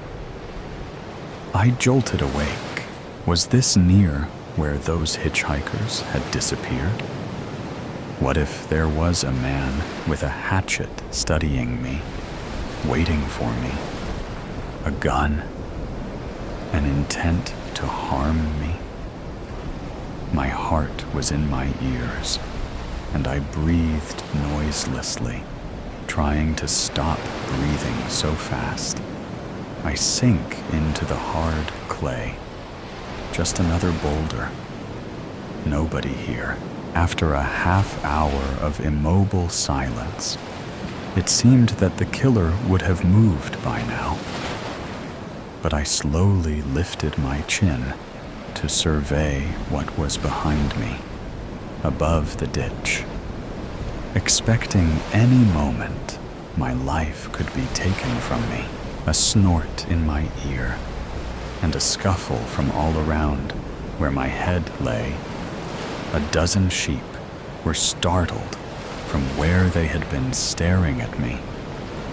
They stood back, gazing at the intruder, and slowly backed off. I was safe. The sheep were my friends, my protectors. They trotted away quickly now that it was obvious what this warm, soft-bodied thing was. I stayed the next 2 days in a rented room, happily proud of the adventure. I even called Jones and congratulated him on his new interest in company policy. Surely this point will be noted by management as a sign he is a contender in the offing. We agreed that it was a done deal. Georgia's coffee making was obsequiously good, and she was probably sleeping with the director anyway. I comforted Gretel and said she was far prettier than Georgia and had ethics, which Georgia patently did not. I put my hand on Will's shoulder and smiled. He'd get there soon, and was deserving. I might even explain my journey to Jones one day, but thought the better of it.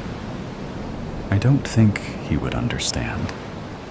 I barely could make sense of it myself. Angry Highway by Stephen Scott. Get the hell out of the way. Jerry made sure to honk twice at the fellow in the fast lane. The car moved over, slowly. He moved closer to the man's bumper and flashed his headlights. Come on, stupid jerk. David clutched his armrest, trying to hide his fright. Jerry, calm down. He sped past the car, glancing over at the elderly man. What? You siding with that idiot? He was blocking the passing lane. David, hoping to dodge the blunt words of Jerry, countered with a calm voice. Well, you're almost 15 over the limit. Jerry glared at David sternly. I'm the professional here. The trainee sighed, revealing his agitation. Do you want to ride with me or not? Not liking the hostile tone, David sighed. I just want to learn the procedures. Jerry set the steering wheel between his legs, reached inside the bag, and pulled out his hamburger. He ate it, then glanced at his newspaper. David somehow hid his panic, reached over, and took hold of the steering wheel. What the hell is wrong with you? Jerry asked through his bites. Just helping you out. I don't need your help. I do this all the time. David released his grip, fought his own irritation at Jerry's tone. David was the new guy and wanted a job, and certainly didn't want to piss off his trainer. He found a neutral subject. So, how long does the route take you? Some days it's longer, Jerry said between chews. Some days I have to go to Weatherford or Mount Vernon. It depends on what the physicians in those towns need. It's pretty easy. I listen to the radio a lot. Eat when I need to. Take a dump when I need to. Seems like a lonely job. It can be. He put down the food and paper and braked as he approached a slow truck. The highway reduced to 2 lanes, taking away a safe way pass. "Move it, jerk."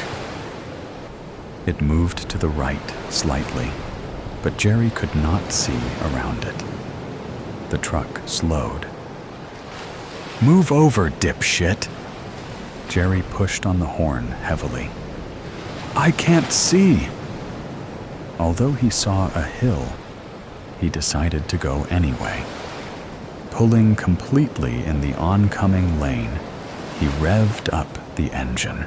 A sports utility vehicle emerged in front of them.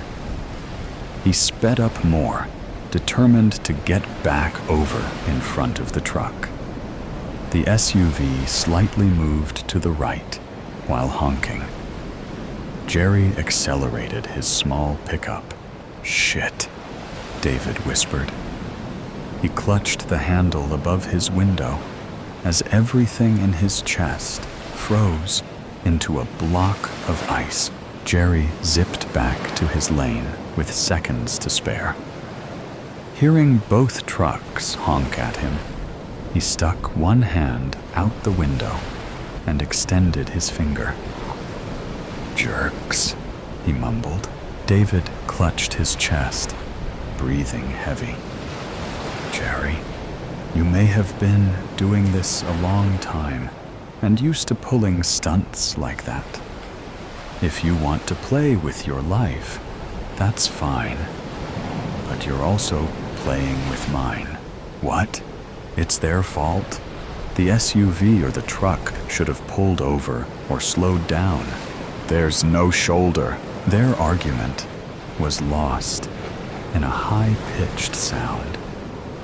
A glint flashed across the rearview mirror. It happened again. The noise and flashes increased, as if gaining on them. The unassuming SUV had donned lights and sirens. The flashing red lights from inside the cab looked angry, and the flashing headlights played a game of gotcha. Jerry cursed and slowly pulled over. The window slid into the door, and Jerry glanced back at the highway patrolman. "License and registration, please." He handed both to the patrolman.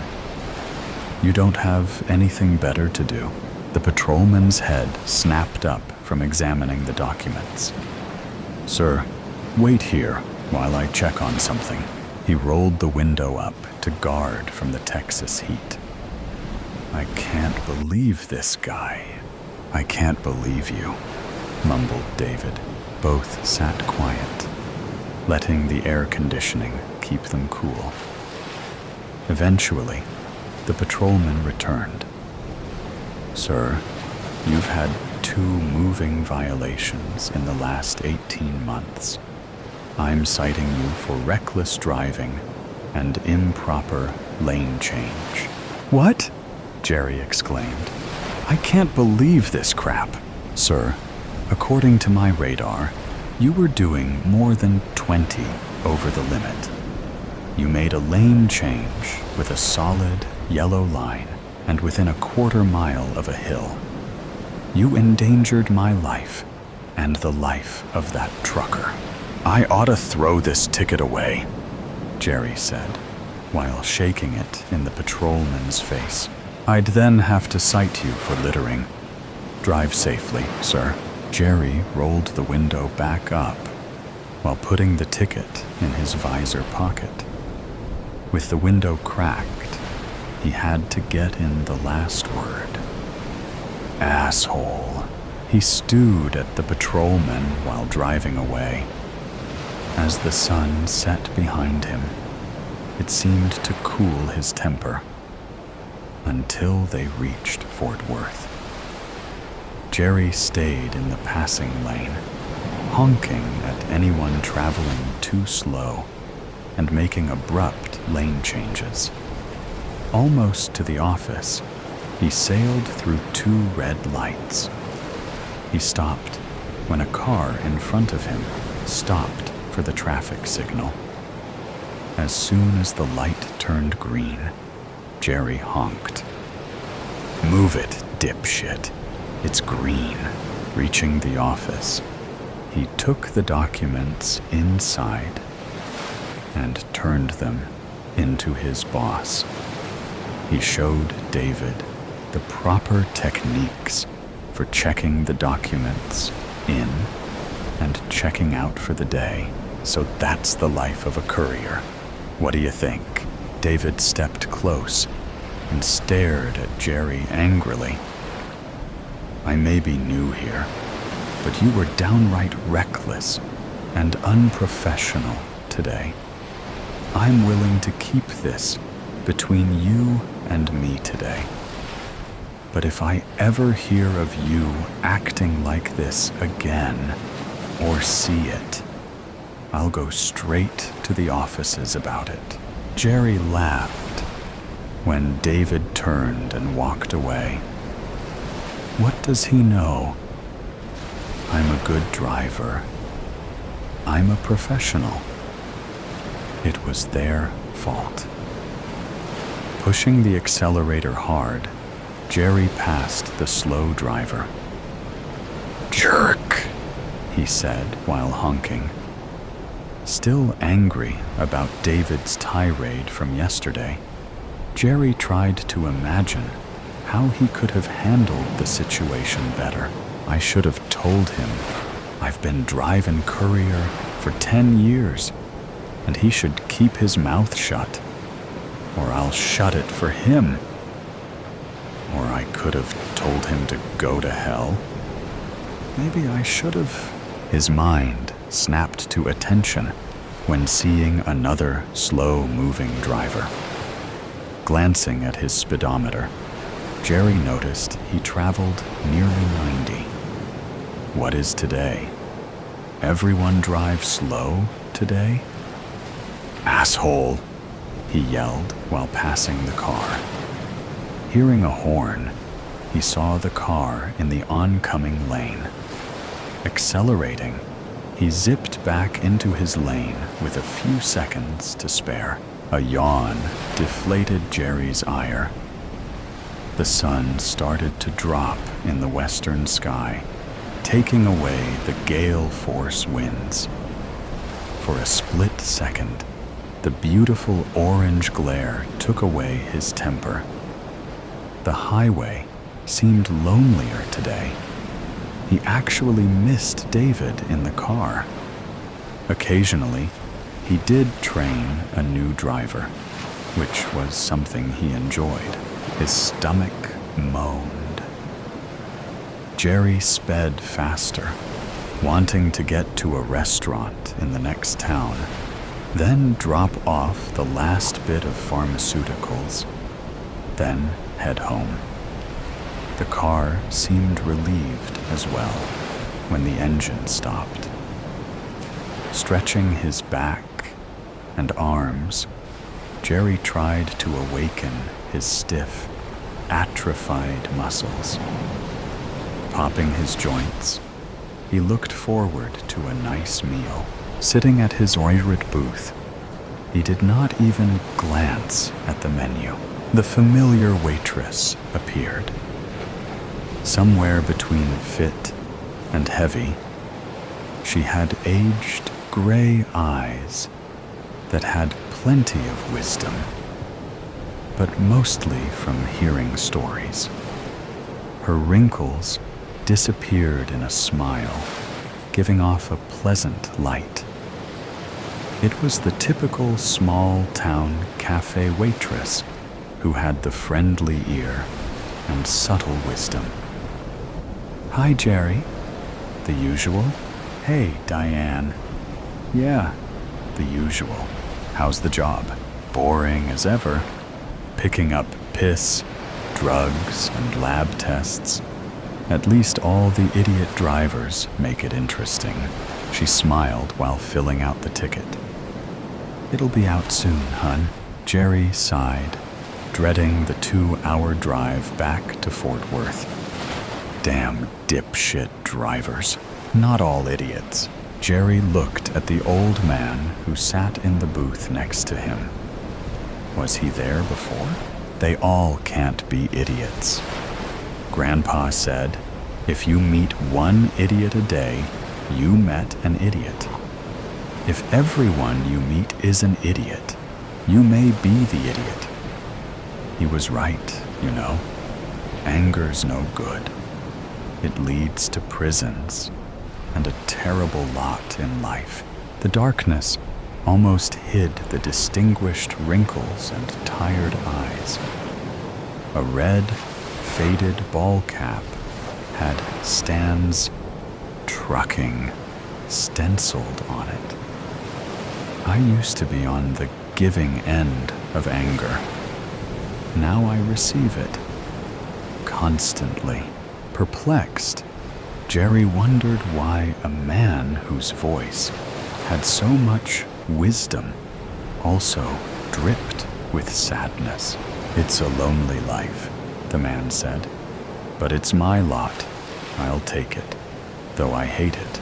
Jerry hunched his shoulders. Hate what? Ever since... The man shook his head, unable to finish his sentence. Jerry stood and glanced outside, noticing the large, black truck. That yours? Asked Jerry. The old man nodded lightly. Yep, been driving it for years. I hope someday someone can take my place. Jerry stood, wanting to get away from the bizarre old man. He rushed to the bathroom, washed his hands, then returned for dinner. Good, Jerry mumbled, glad the old man had left. Glancing out the window, the truck was also gone. The waitress finally returned with dinner. So, Diane, what's with the old coot who was in that booth? Debbie narrowed her eyelids. Old man? The one in that booth there, Jerry said, pointing at it. Debbie put her hands on her hips. I haven't sat anyone in that booth tonight. Jerry looked towards the other booth, wondering if he perceived the sitting arrangement correctly. No. A woman and her child sat there, and he remembered them. He pointed outside. Remember, his cap said, Stan's Trucking. Wait a minute, she said disdainfully. The old man with the Stan's Trucking ball cap? Jerry nodded, finally taking a bite of his steak. Her voice changed, with a mixture of eeriness and joviality. Ooh, honey, you've seen a ghost. I don't believe in ghosts. Legend has it, a guy named Stan disappeared on this highway about 20 years ago. His truck had this route to Abilene, but truck and driver disappeared. No one ever found him or his truck. Jerry shook his head. No way. The guy was here. Probably a new guy for Stan's Trucking. Well, if he was here, said Debbie, he stiffed a check and my tip. And I didn't have to bus the table. Jerry shook his head while finishing his meal.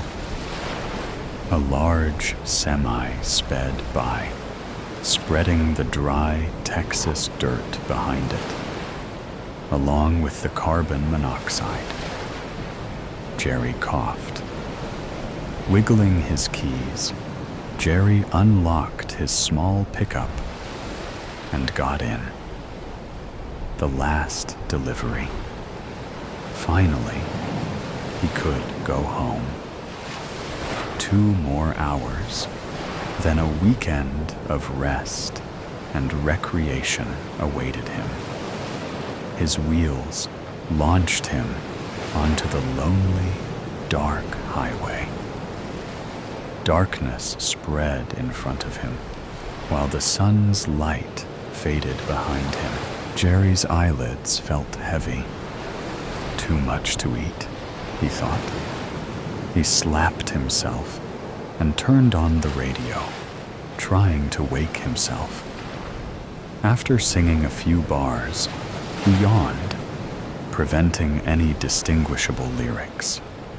Quickly, he switched it over to a talk radio station, hoping the host might stir some thought to stay awake. No. The eyelids tried to shut. He jerked his head up and opened his eyes wide. As soon as he finished, they tried to shut again. He snapped his head to attention, hoping to stave off sleep. The right side of his truck vibrated heavily, jarring him awake. Quickly, he pulled off the rumble strip and back into the lane. Shaking his head, he remembered a rest stop about 40 miles down the highway. He hoped to make it. His head dropped again. Jerry's eyes blurred. As his vision narrowed, his mind relaxed, anticipating blissful sleep. Almost there, unable to fight it, his eyes closed. A loud honking noise jolted Jerry awake. Cursing, he pulled his head up and cursed loudly. What the? Headlights closed in. Too bright and too close. They almost blinded him. Back off, jerk. Fully awake now, Jerry saw his speed near 85. The vehicle behind him closed the gap. Able to flip the rearview mirror, he sped up, trying to gain some distance. The truck continued to remain close, as if taunting him. I said, Jerry said, while tapping the brakes. Back off. The loud horn almost hurt his ears. It sounded 3 or 4 times. The truck closed the gap again. What the? Jerry said, while flipping off the driver. He hoped the driver of the vehicle could see him. The loud honking started again, jarring Jerry's eardrums. He wanted to cover his ears, but he feared taking both hands off the steering wheel with this maniac behind him. Seeing the small shoulder, Jerry pulled to the right. He ignored the annoying vibrations from the shoulder grooves. Okay, he said, while slowing down. Go ahead and get around me. The vehicle also pulled over, maintaining a close distance to Jerry's bumper. What the? He glanced ahead, seeing nothing in the oncoming lane. It's clear, you idiot. Get around me. The horn resounded again, bellowing louder, as if releasing anger or sheer malevolence. Suddenly, an empty feeling tried to drag his chest down. Sensing harm as the driver's intent scared him, an ominous dread filled his chest. Jerry moved to the empty oncoming lane, hoping the driver would pass him. The truck followed every move. In fact, now it seemed as if the vehicle moved to make sure and get its bright lights into the side rear view mirrors. Damn it, Jerry yelled. What the hell is your problem? He moved back to the correct lane, only to be followed again. Defenseless, Jerry felt nervous and outmatched. Whatever vehicle stalked him, he could tell it was at least 2 or 3 feet higher, like an SUV or oversized pickup. The driver pulled alongside Jerry and flashed its lights at him. It honked again, startling him. "You goddamned idiot," he yelled while rolling down his window. "You're gonna kill..." His voice trailed. The dread froze his mind as he recognized the large black truck from the diner. He barely caught the license plate. VOL.16. Jerry might laugh, but he panicked and hit his brakes hard as the truck swerved in front of him, flashed its brake lights for a second, then sped up. The black truck blended with the night. Brake lights revealed its presence again. Jerry veered to the right while hitting his brakes. This time, all tires left the pavement, and his small truck rolled across the plains. Tumbleweeds and tall grass slammed into his grille and thumped the hood. He crashed through a small wooden fence. Scared, he slowed more. A cow appeared in his lights.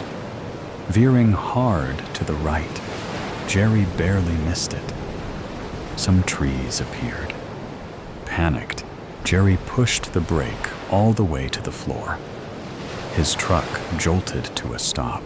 Jerry's chest slapped the steering wheel, while papers, pens, and trash all snapped forward. Dust rolled into his cab, trying to choke his throat and invade his eyes. Even though the air conditioner poured cold air on his face, sweat beaded down his forehead and made his palms slick. He quivered, actually fearing for his life. Nearly 200 yards away, the black truck waited on the shoulder. Dust outlined its bright headlights. Jerry stared at the monster, forgetting his fear and forging hatred. Furious, he grabbed his steel flashlight. Clutching it tightly, he imagined pounding the driver's head until it turned into a bloody pulp. "You goddamn jerk," he said, while gaining anger with every step. "Get out of the truck!" The horn sounded, slightly startling him. "I said, get out of the truck," he said, while hitting the hood with his flashlight. The horn wailed again. "I said," Jerry said, reaching for the door. "Get out of..." The door opened. Fiery eyes leapt at Jerry. The mouth, lined with disfigured, randomly sharpened teeth, howled loudly. Cold, shadowy arms extended and tried to grab him. Jerry slammed the door and fell backwards. Panicked, he jumped up and rushed back to his truck. The shrill horn sounded again, leaving behind a cold, dreaded fright.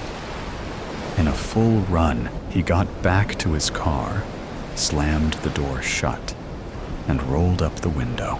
"You can't get away from him." Jerry shined the light at the old man. "What the? Who are you? What's going on?" The old man looked as if he was about to cry. "I'm sorry, but he's letting me go, and he needs a new driver." "Get the hell out!"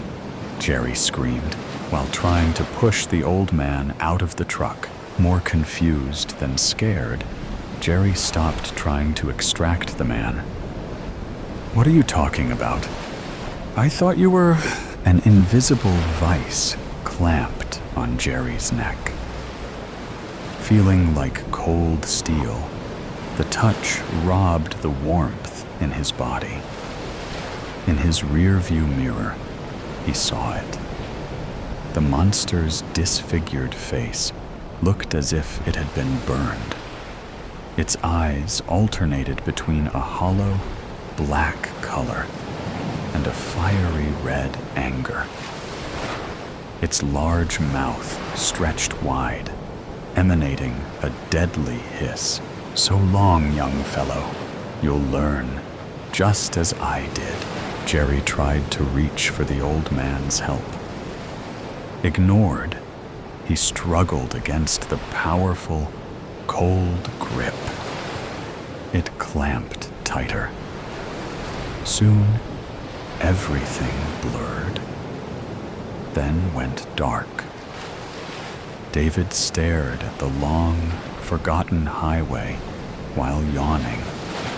The road stretched endlessly, fading into a blur in the far distance. Soon, the sun started to recede behind him, trying to blind him in the mirrors. The empty miles obstructed his journey back to Fort Worth. David wondered what happened to Jerry. He was last seen at a cafe several miles back. Then he disappeared. The highway patrol could not find him, nor his truck. David snapped awake as he approached a black pickup truck. It traveled too slow. Needing to get around it, David moved to the left. Unable to see very well, David lightly tapped his horn. The truck moved to the right, then he zipped around it. "Move it, dummy!" Jerry stared into the distance as the small pickup got around him. Tired, he wanted to sleep. Depressed, he wanted to cry. Hungry, he longed for food. His passenger, though, enjoyed making him listen to everyone who passed him. "Jerk! Idiot! You damn fool! Get the hell out of the way!" Every insult echoed perfectly in Jerry's ears. I met death last night, being alone in one of London's many streets. I was already cold, but his presence behind me was more than that. It was ice. Sharp, hard ice that seared through my flesh, traveled through my blood, urging goosebumps to shoot out of my skin. When I turned down the lonely alley, I regretted it instantly. It was said that he lingered in dark streets, waiting for a desperate soul to pass him by. But still, I had decided to keep going. Arriving in London on the night of my sister's birthday was already fine, but her party had begun at 8 p.m., and I didn't need to look at my watch to know that it was way past that already.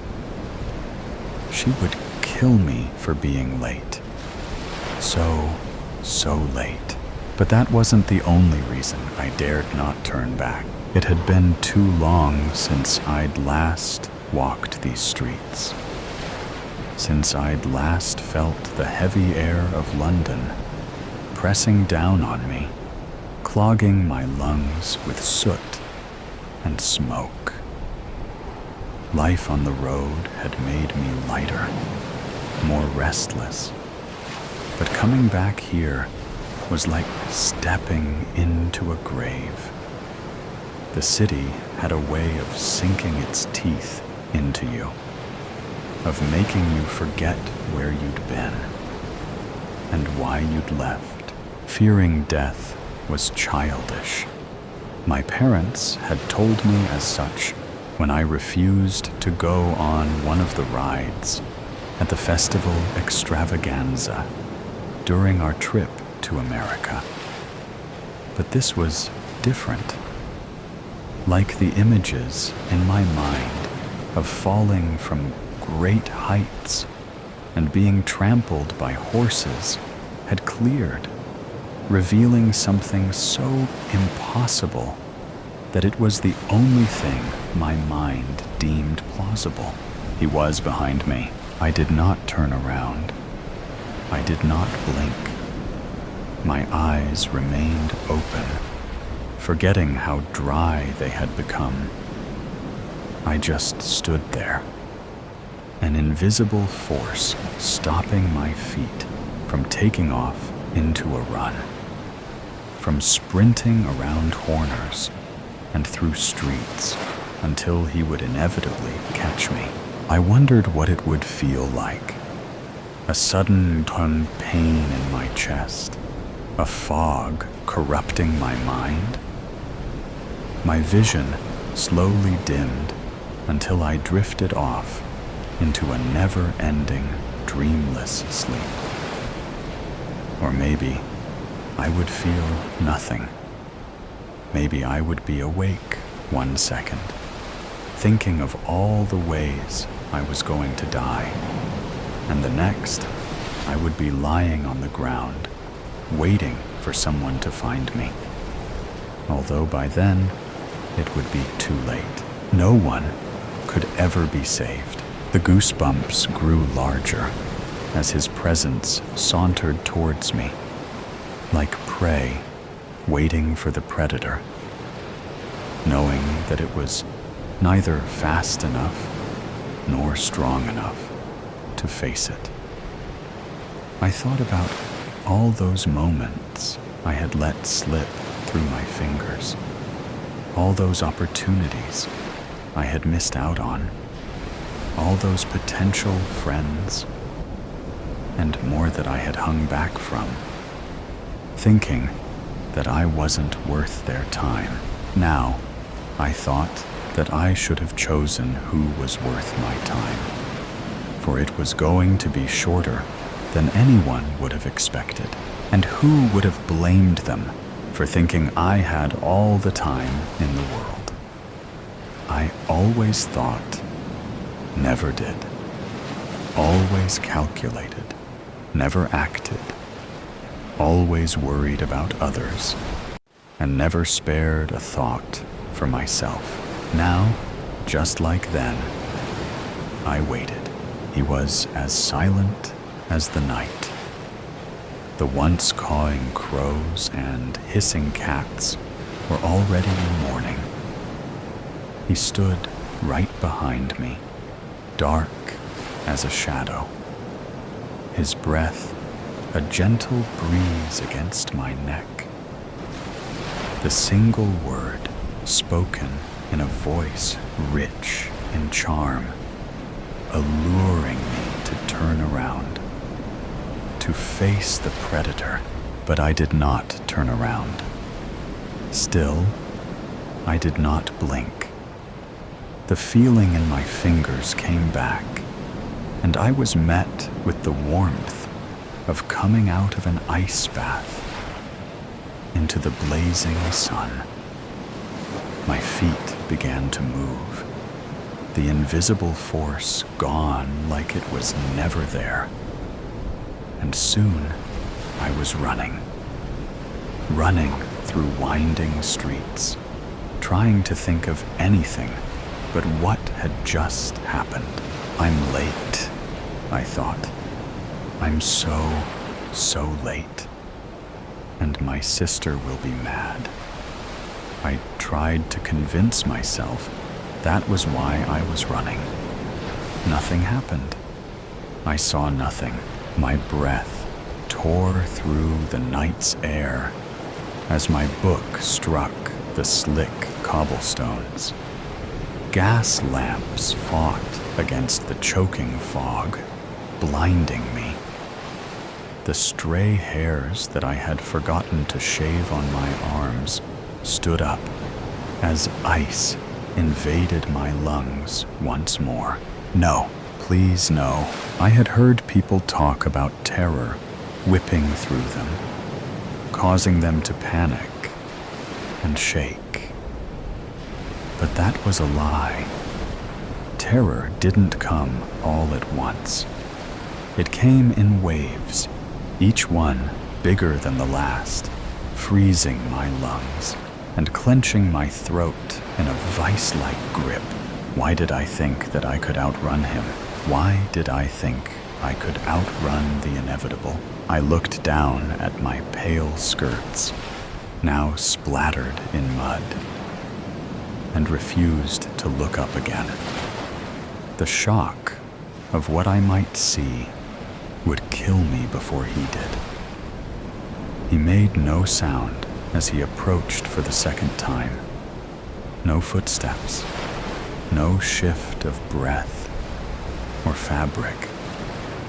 Just the sudden, certain sense of him standing before me.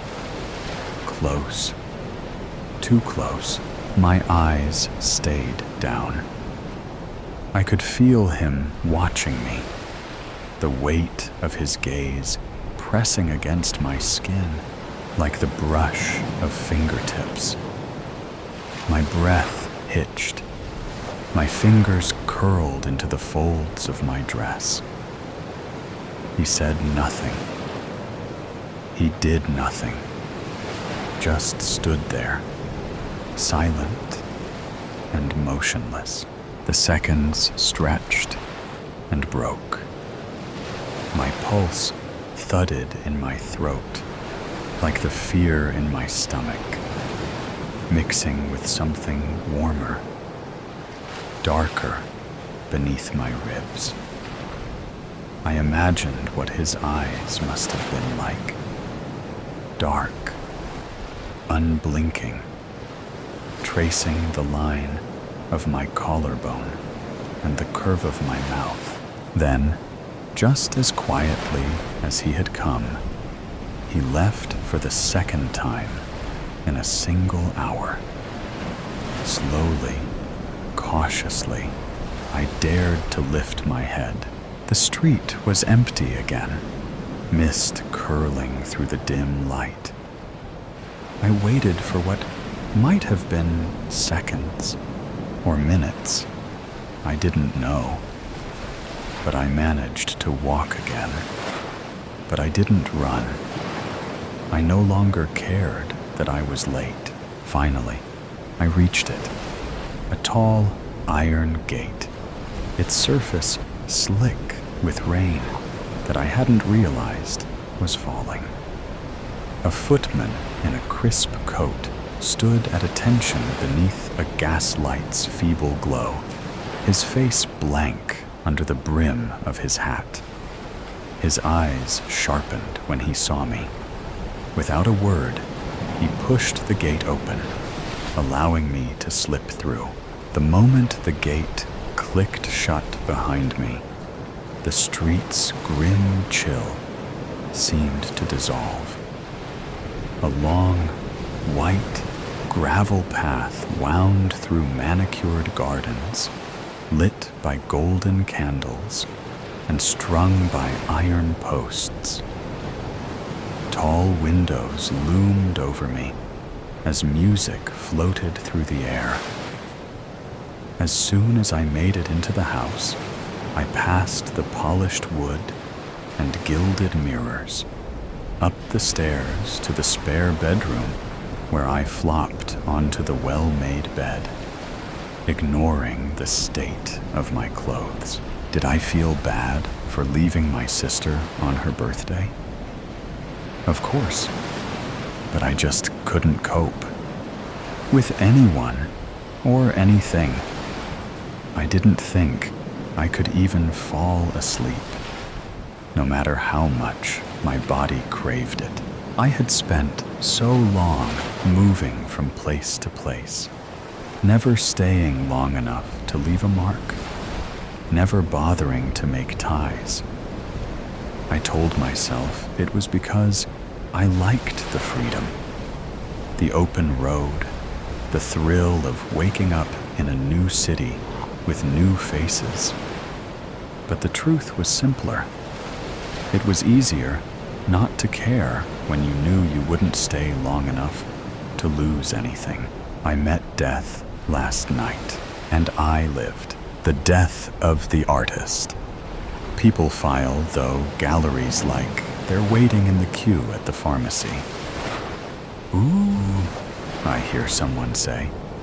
I like that one, pointing at a depiction of the artist being ripped to shreds in the war-torn jungles of Vietnam, like it's a new type of corn plaster she's thinking of taking for a spin. Most people move at a bureaucratic pace, past each frame. Tick, tick, tick. It makes sense if you want to see as much as you can. As the factoid goes, if you looked at each painting in the Louvre for just 30 seconds, it would take over 8 days to see them all. Nobody has that much time. I sit at the other end of the spectrum. I want to find artwork I'm entranced by. And when I do, I offer myself up for captivity. Captivate me, I say, as I look at it loudly close up and quietly from a distance. I look at it in and out of focus. I close my eyes to try and recreate it in my mind. Then I look again. I look at the little corners that the artist probably thought nobody would focus on, or at that figure in the background, doing an impression of being incidental. I sit at bench 42 in the Turner Contemporary, Margate. The painting I'm looking at has been in the gallery's permanent collection for 1183 days, and I've been here for most of them. Not in this spot the whole time. I'm not a lunatic. I do know the security guards by name, though, and they me. Trev, Stu, and Gaz have all added me on Instagram. Gaz has a great side hustle in bespoke, oversized macrame pieces.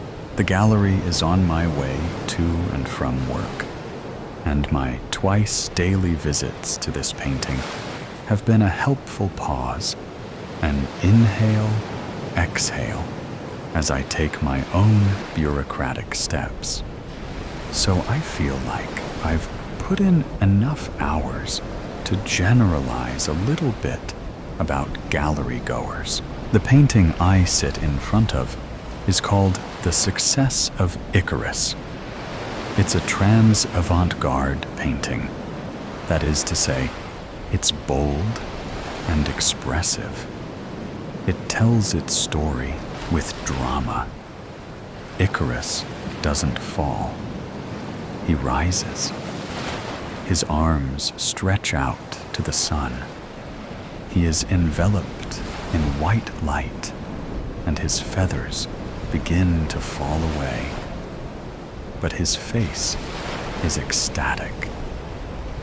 I've always thought he looks like someone at the top of a roller coaster, eyes wide with exhilaration, anticipation, and fear. The sea lies below him, painted in pale, insignificant colors, the waves soft and cushioning. It's 36 by 48 inches, oil on canvas, and an absolute smash hit. I'm not quite telling the truth. It's not trans avant-garde. It's actually a response to the trans avant-garde movement.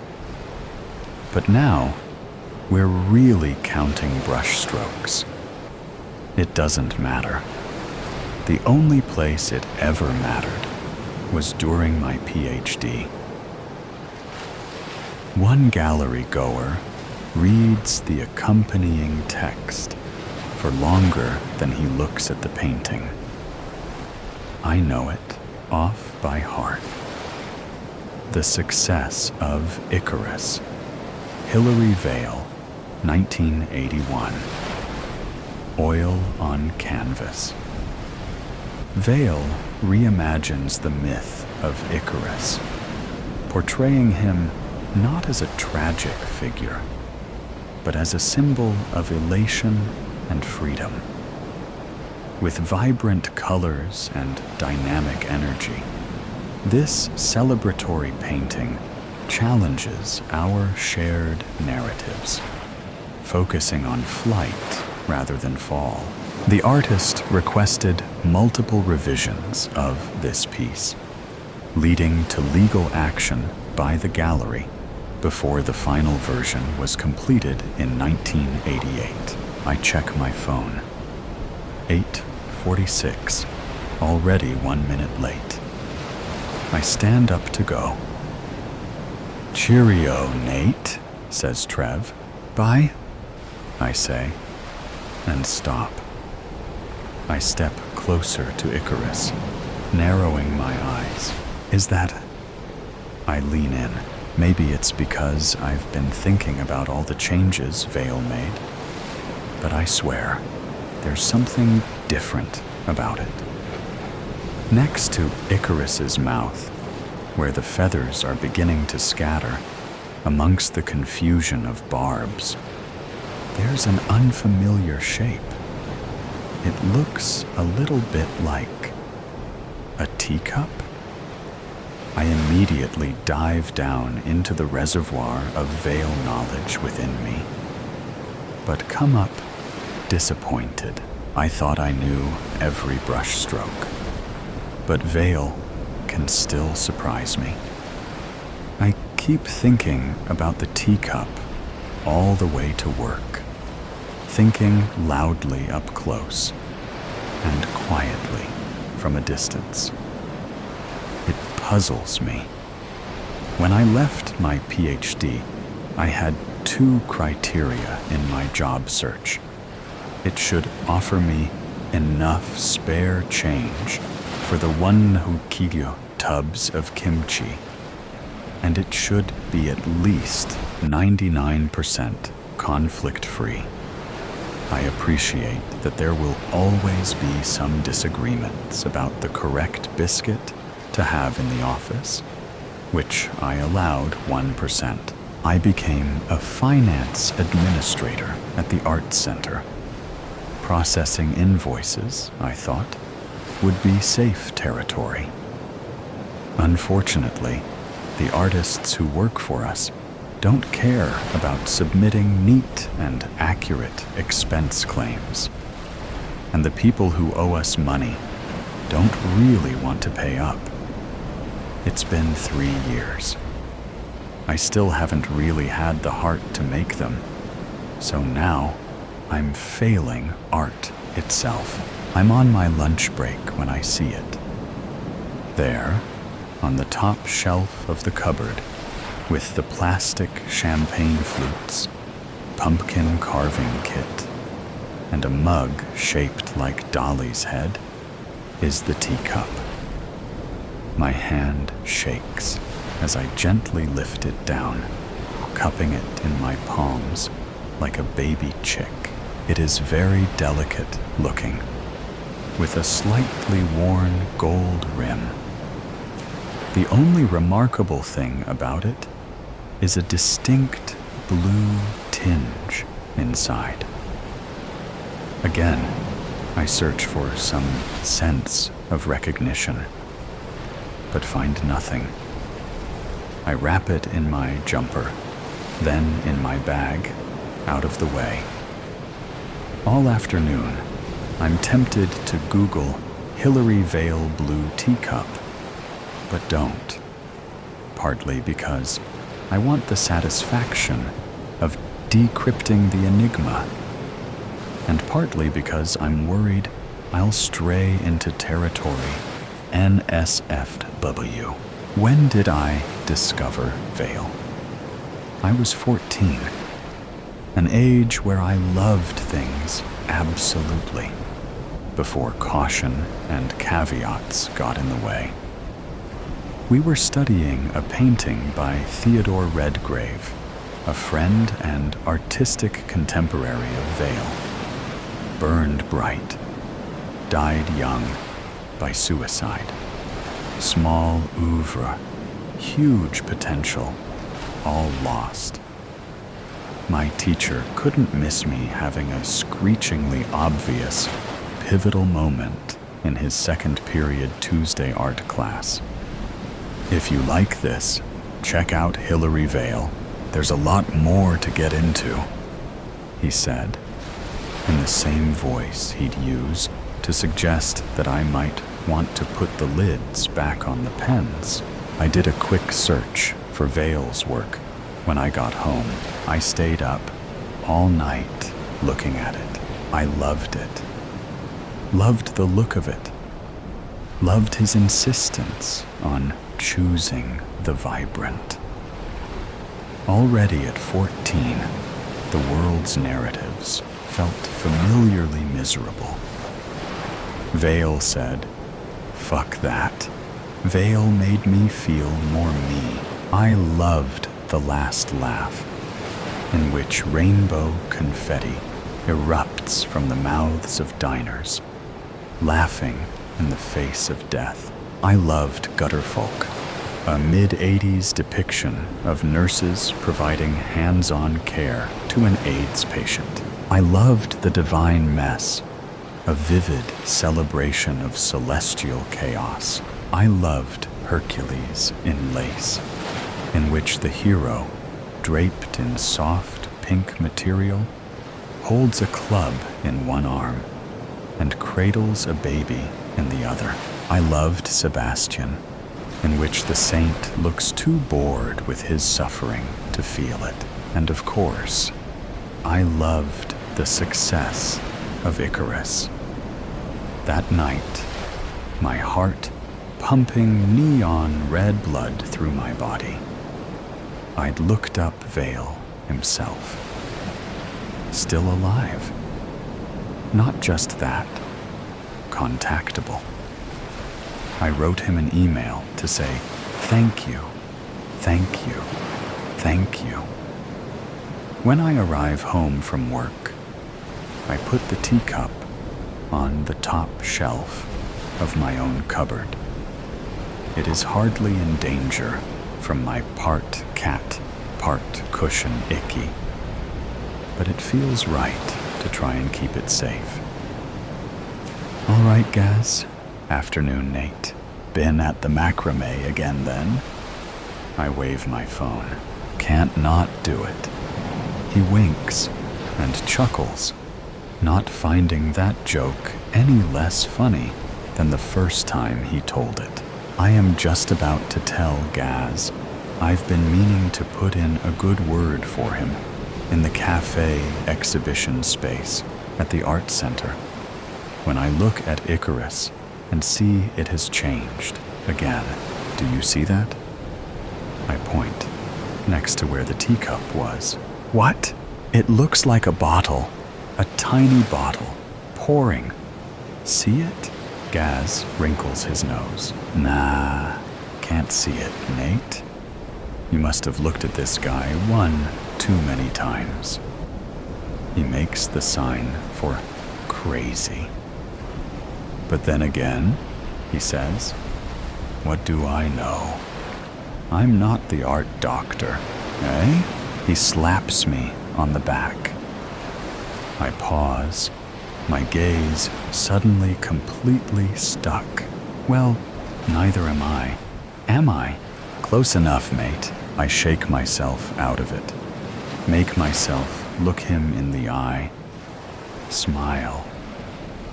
I must remember to speak to Maggie about the cafe space. On the walk home, Gaz's comments pull me back to that moment, that room, 3 or so years ago. There's a certain shade of disdain which I've only seen from professors. Somewhere along the road to seniority, they all master it. Maybe they teach it at the graduation ceremony. Wouldn't know. Professor Sophie Simons, preeminent trans avant-garde expert with a specialism in Hilary Vale had printed off my thesis so far. She had not sent me the notes ahead of my supervision. I'd been waiting 2 months since our last meeting. This copy had creased pages, coffee and wine, stains, and as she passed it over, she said, "Sorry, it appears some pages are out of order." I flicked through the first few pages, which had been scrawled on in various hands. "What's going on?" We sat opposite each other in her poky, umbrous office. It was a room in which I felt a VOL expert should have refused to teach. She perched on the edge of her chair, hands clasped. I felt, last supervision, that our conversation was unproductive. Her expression was concerned. Yes, we argued. A spirited discussion about the Redgrave matter. Any more than that, and I would have referred the matter to the faculty. She raised an eyebrow. "Please bear that in mind," she continued.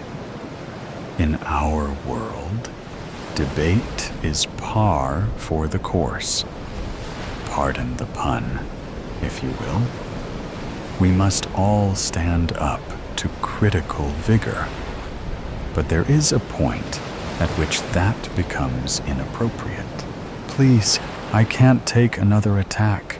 You must hear me, Nathaniel, when I tell you that you have reached and passed that limit." Her voice became sharp. "I can't tell you how many times I have attempted to dissuade you from your theory that Icarus was painted by a dead man. I think he's a collaborator, obviously not after he died," I said, already exasperated. "Please refrain from interrupting me. I don't wish to argue with you." Her tone softened. "I do ask that you hear me. Otherwise, we won't have time for you to complete your studies. We'll have to consider deferral, or worse." She smoothed down her skirt and clasped her hands again. "I really do want you to consider this, as I'm sure you could be a stellar presence in the trans-avant-garde academic community. I've taken the time to ask my most eminent colleagues to read your draft. You will find some intellectual truths here from those who should matter if you want to pursue a future as a VOL scholar. Icarus is not a lost Redgrave. It is a tribute to him. This is a crossroads. There's still time to take another path. I've contacted VOL. I know he'll get back to me soon. The artist is not the canonical interpreter of their work. You know this. It doesn't matter either way. It's futile." She held her head in her hands and addressed him as though he were a 5-year-old who'd used her acrylics to paint the radiator. "The work speaks for itself, Nathaniel. I knew as I walked out that it would be the last time we'd speak, at least as professor and student. Even if I picked some other central argument, with this thesis trick, she'd done a bang-up job of preemptively raising my reputation. I'd expected the worst, but even this didn't prepare me for the ambush when I read the notes. Inchoate notion of VOL's context. Gutterfolk is 1987, not 1986. Fundamental misapprehension of VOL and Redgrave's styles. Absolutely, Stephen. Couldn't agree more. You must abandon this notion. And one which simply said, "Ha, I'm so deep in memory, I nearly miss the small bottle." It's peeking out from a pile of discarded food packets by my bins. It's made of thick blue glass with a floral pattern. I have a battle with the cork stopper, but eventually I'm victorious. The inside smells of bitter almonds. I quickly replace it. I know very well what Redgrave drank to kill himself. What I don't know is why it's in my possession. I walk home quickly and put it on the shelf next to the teacup.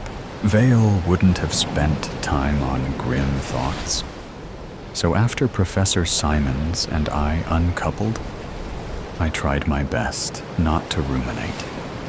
I hadn't won over the establishment, and the artist had not validated my theory, but no one died, just my ambitions and the plan for the rest of my life. As I look at Icarus this evening, I get as close up as I'm allowed. I trace my finger in the air over the brush strokes of the impossibly textured sea, a palimpsest. I look at the eyes, which bear a hint more definition than Vale's usual style. They look wider, more fear than exhilaration in them today. As I scan the sky, I see them all. The teacup, the bottle, and holding the bottle, a hand, not Icarus's. I think about my solitary park walk home and bite my nails. "Oh, right, Nate," I hear Security Stu call. "Heard you got Gaz his first exhibition." Maggie had loved the idea of macrame. Apparently, cord is in. He shakes my hand vigorously. "Good lad. About time Gaz got some recognition for his strings." "No problem," I say. "Evening, Stu." I glance at Icarus one last time before leaving. I can't help but see the hand.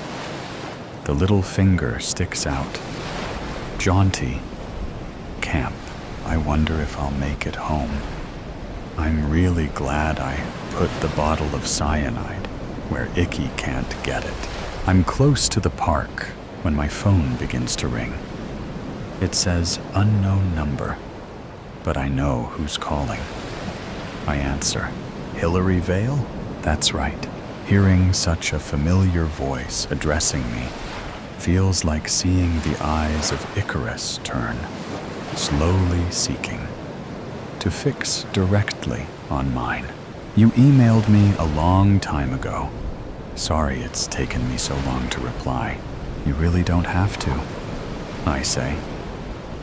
He laughs, and even though now I know what I know, I still feel a rush, an aurora surge within me.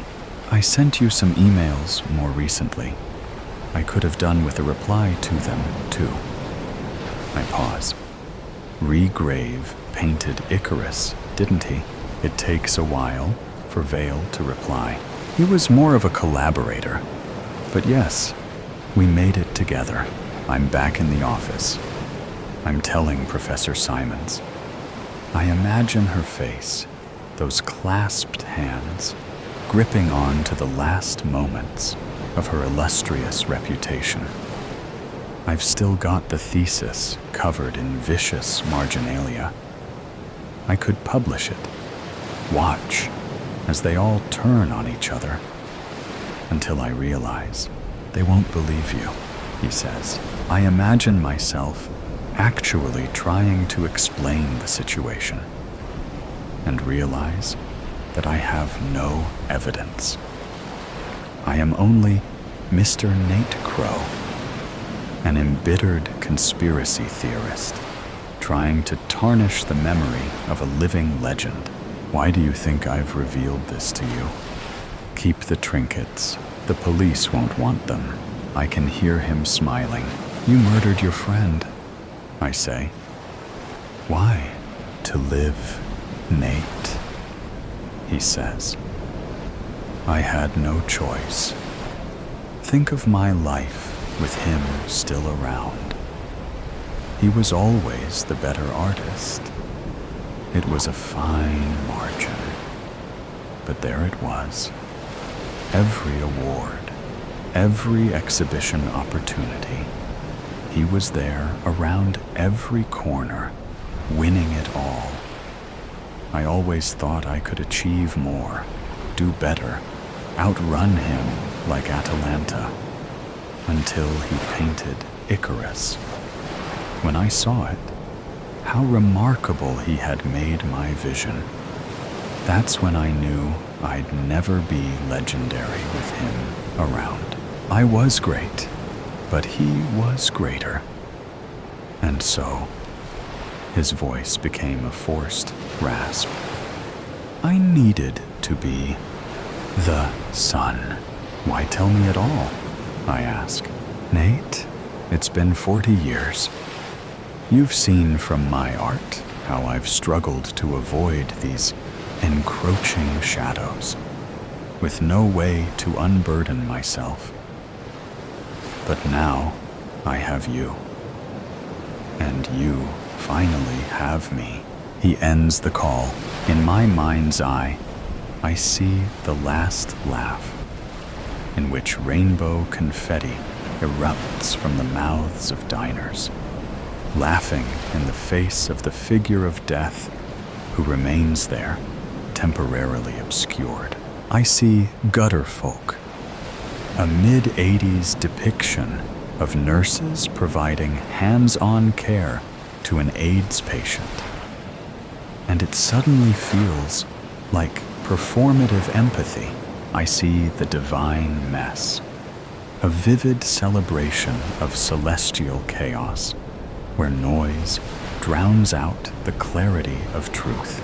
I see Hercules in lace, in which the hero, draped in soft pink material, holds a club in one arm, slightly behind him, and which you may not notice, given the baby cradled in the other.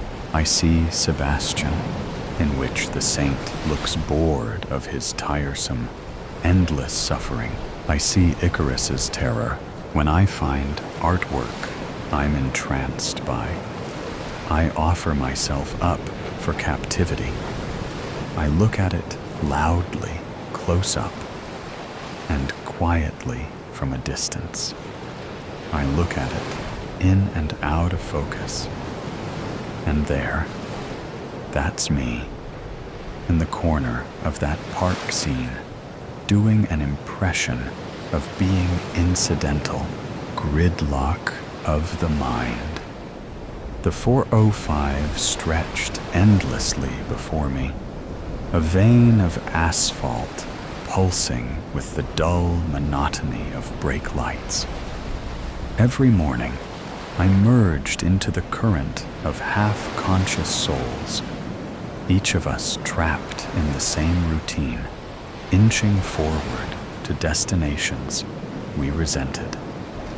My corporate job barely paid my bills, and my spirit eroded with each passing day. Yet, like a prisoner resigned to their cell, I got into my car every morning, hoping, futilely, that something, anything, would change. Today felt no different. The same stifling air, the same murmur of the radio, the same dull ache pressing behind my eyes. I stared ahead, watching as the red taillights blinked and glowed in a never-ending pattern, hypnotic in their rhythm. I sighed, my hands gripping the wheel. This wasn't life. This was something else, some cruel purgatory where change was an illusion.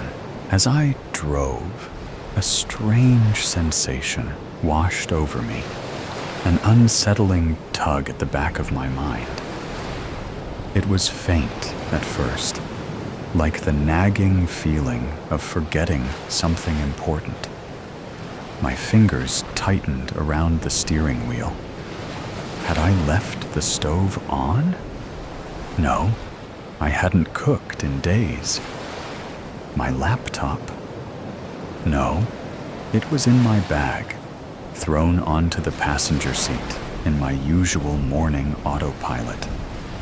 Then what? My phone rang, vibrating against the plastic cup holder. The number flashed on the screen. Unknown. But I knew better. Bill collectors. I clenched my jaw before answering, already bracing myself. Hello? A voice on the other end rattled off my name, their tone all business, all demand. We're calling about your outstanding balance. I exhaled sharply, my frustration boiling over. Do you think I don't know that? Do you think I just forgot? I'm sitting in traffic, wasting my life away every single day to make barely enough to survive.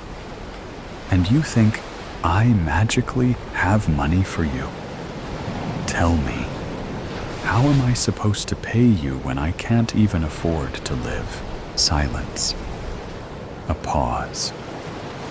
Then the collector launched into their script again.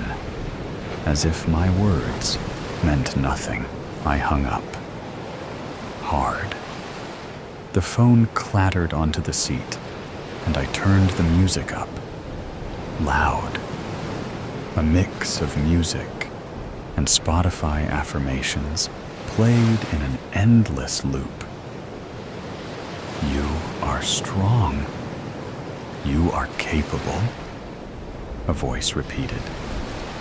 But the words felt hollow against the weight pressing down on me.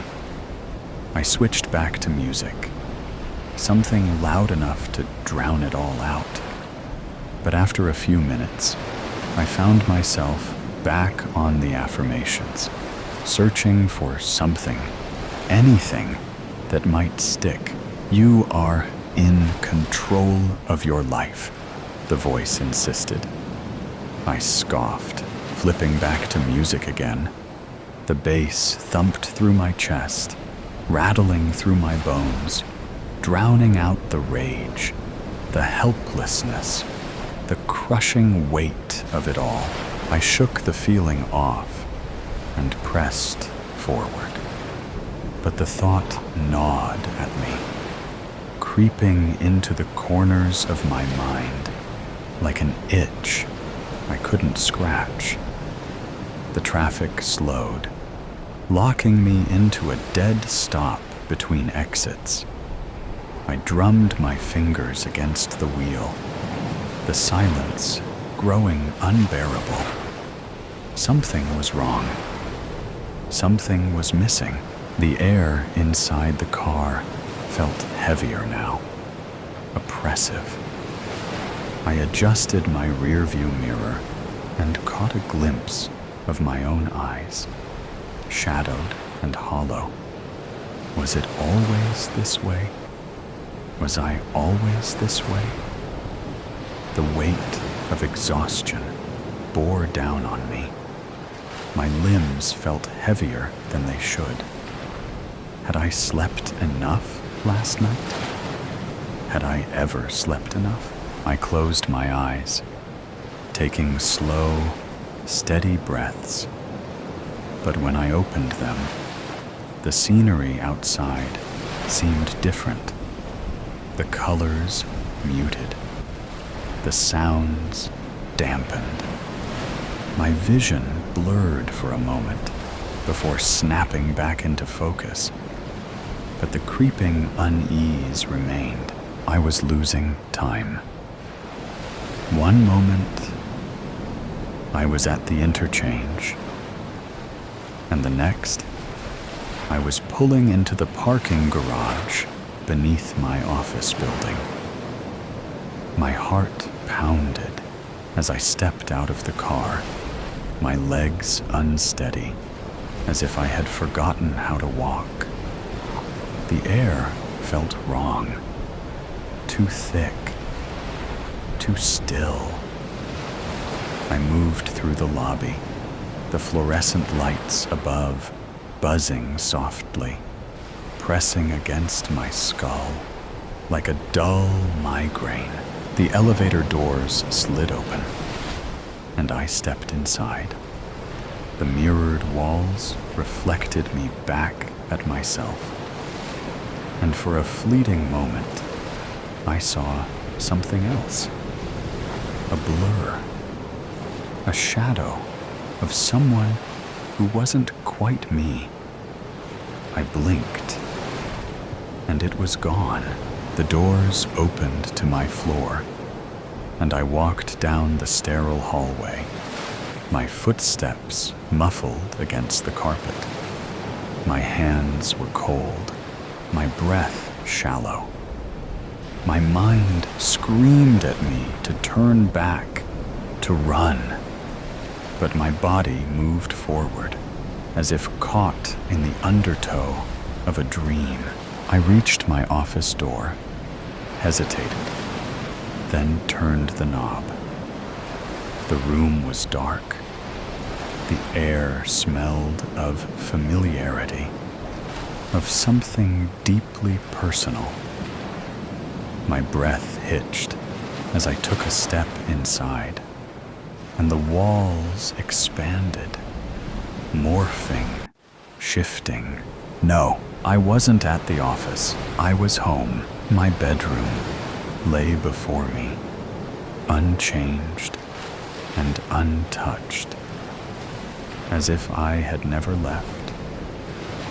My unmade bed, the half-empty coffee cup on my nightstand, the soft hum of the city outside my window. I stumbled backward, my heart hammering. How? I had driven here. I had spent an hour in traffic. I had been walking into my office just moments ago. I turned, reaching for the door, but when I opened it, there was no hallway, just the same road, the same endless stretch of the 405. My hands trembled as I turned back toward my room, only to find it dissolving around me, slipping through my fingers like sand.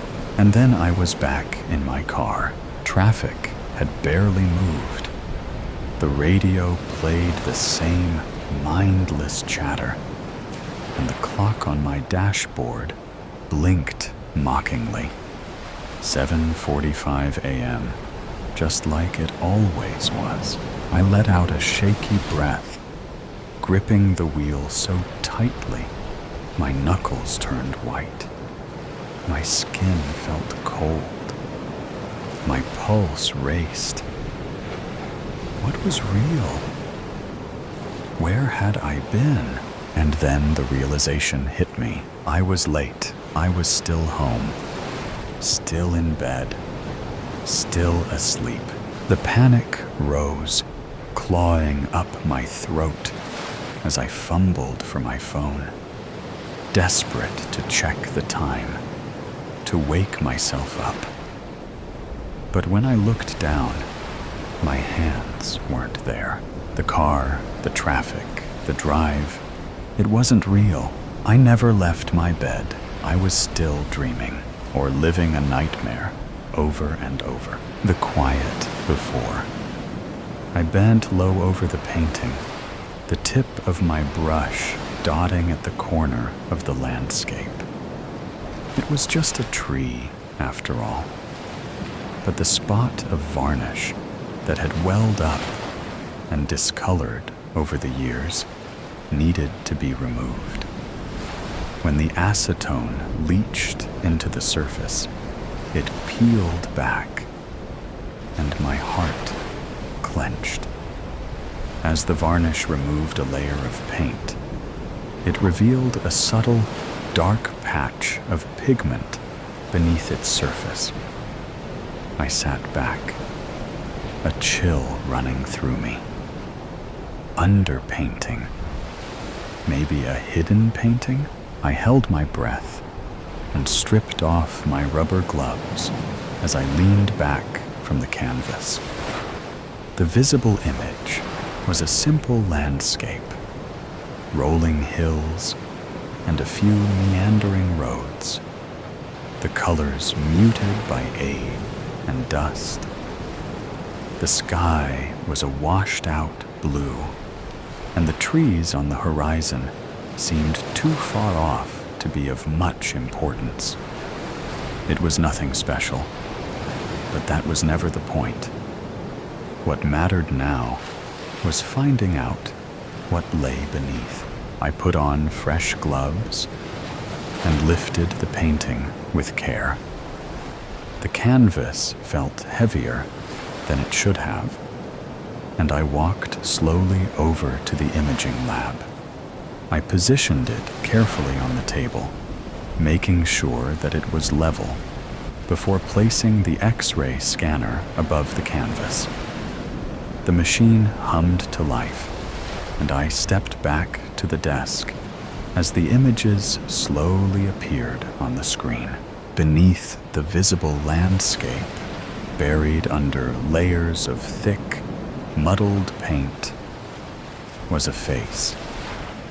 It was likely a woman, as I could see brush strokes of long hair curling around her face beneath the layers. The image was ghostly, faint, and slightly blurred, but unmistakable. A portrait. The faint outline of her features, her eyes staring somewhere just beyond the frame, sent a shiver through me. She was there, just beneath the surface. I didn't need to look at the X-ray again. I'd seen enough. I grabbed my phone and quickly searched for the artist's name. It was barely anything, just some obscure mentions in art journals, but something about it felt wrong. There had to be more. I spent the next few days buried in the archives. The museum had extensive access to resources on all sorts of artists, but the painting's creator remained elusive. There was nothing concrete about him, just scraps of details on a man who seemed as obscure in life as he was in death. The painting, this painting, felt like a living thing, pulling me deeper into its mystery, one layer at a time. The more I uncovered, the more I realized how much there was to discover.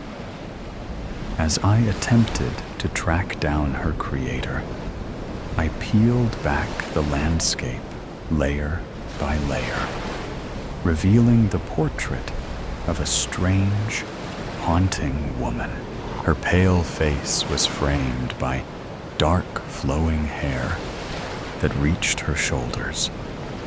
Her gaze was distinct, distant, yet her features soft, as though she's looking at something or someone beyond my reach. There was a haunting grace, a quiet calm to her, but an unsettling depth in her eyes. The light in the portrait was soft and diffused, casting a faint glow on her skin and creating gentle shadows under her cheekbones, giving her face an almost ethereal quality. She sat as though she is regal, with a slender curve to her neck, the though her pose was rigid and upright. Her gown looked heavy and richly textured and almost blurred into the darker background. I found myself losing time, focus, and all sense of responsibility to this woman. Time had started to slip away in ways I couldn't explain. Days melted into one another. The world around me a blur as I spent more time with her. But no matter how much I uncovered, there was always a feeling that I was just scratching the surface. I pulled the stack of archived files towards me and sighed, taking another sip of the peach energy drink I'd come to rely on during these long stints of hunting down the elusive painter of the hidden woman. I'd discovered his name was Luigi Diovina. But beyond that, there were mere snippets of his life. An article about his madness toward the end of his life, and a lost last painting commissioned for a baroness. That article had sent a shiver up my spine. Could this be that painting? If so, I'd found a hidden treasure, but the baroness remained unnamed, leaving me with no way to verify who she was. I leaned back in the chair, my eyes falling once more on the image of the woman. I hadn't been able to stop thinking about her. I wasn't the only one noticing the strain. Clara, Jenna, a senior restorer, pulled me aside. "You've got to get back to the other works. The other paintings are falling behind. Victor has been asking about the St. Catherine piece. The museum's losing patience." I nodded, though I couldn't shake my growing unease. "I'll catch up," I murmured, but even I didn't believe it. I couldn't focus on anything else. The painting, the Baroness had started to call her, had started to become the only thing I could focus on. Even when I tried, I found myself returning to the painting, as if it were calling to me. The woman's eyes seemed to follow me wherever I went. The deeper I investigated her, the more she began to consume my thoughts, my every waking moment. The article had come from a dusty file in the back of the local library, one that had been buried on microfiche and stuffed away in a back room somewhere. I'd had to bribe the front desk worker with a box of donuts and a large coffee, so she'd dig it out for me. But once I'd scrolled through 3 years' worth of articles on local auctions, I finally struck pay dirt. Haunted painting sells at auction. Deadly Baroness's portrait said to haunt Diovina's last known work, the headline read, giving much more detail than any other piece ever had. Though the Baroness was still unnamed, the full article mentioned the painter's dying days. Diovina's obsession with his final portrait left him a shadow of the man he once was. Those who knew him said he would often stand in front of the canvas, seemingly lost to time, as though the woman's eyes spoke to him. In his last weeks, it was rumored he painted over the face of the woman. This had to be the painting, but how had it ended up in our archives? Why had he painted over her face? The deeper I uncovered the painting, the more I believed that the woman, her secrets, were pulling me into a vortex of obsession, just as they had Diovina, Clara. My head jerked up, the soft brush in my hand. The Baroness's eyes were inches from mine, her creamy skin slowly being cleaned at my skillful hands. I blinked and sat back, gazing around the room for the source of my name. But no one was around.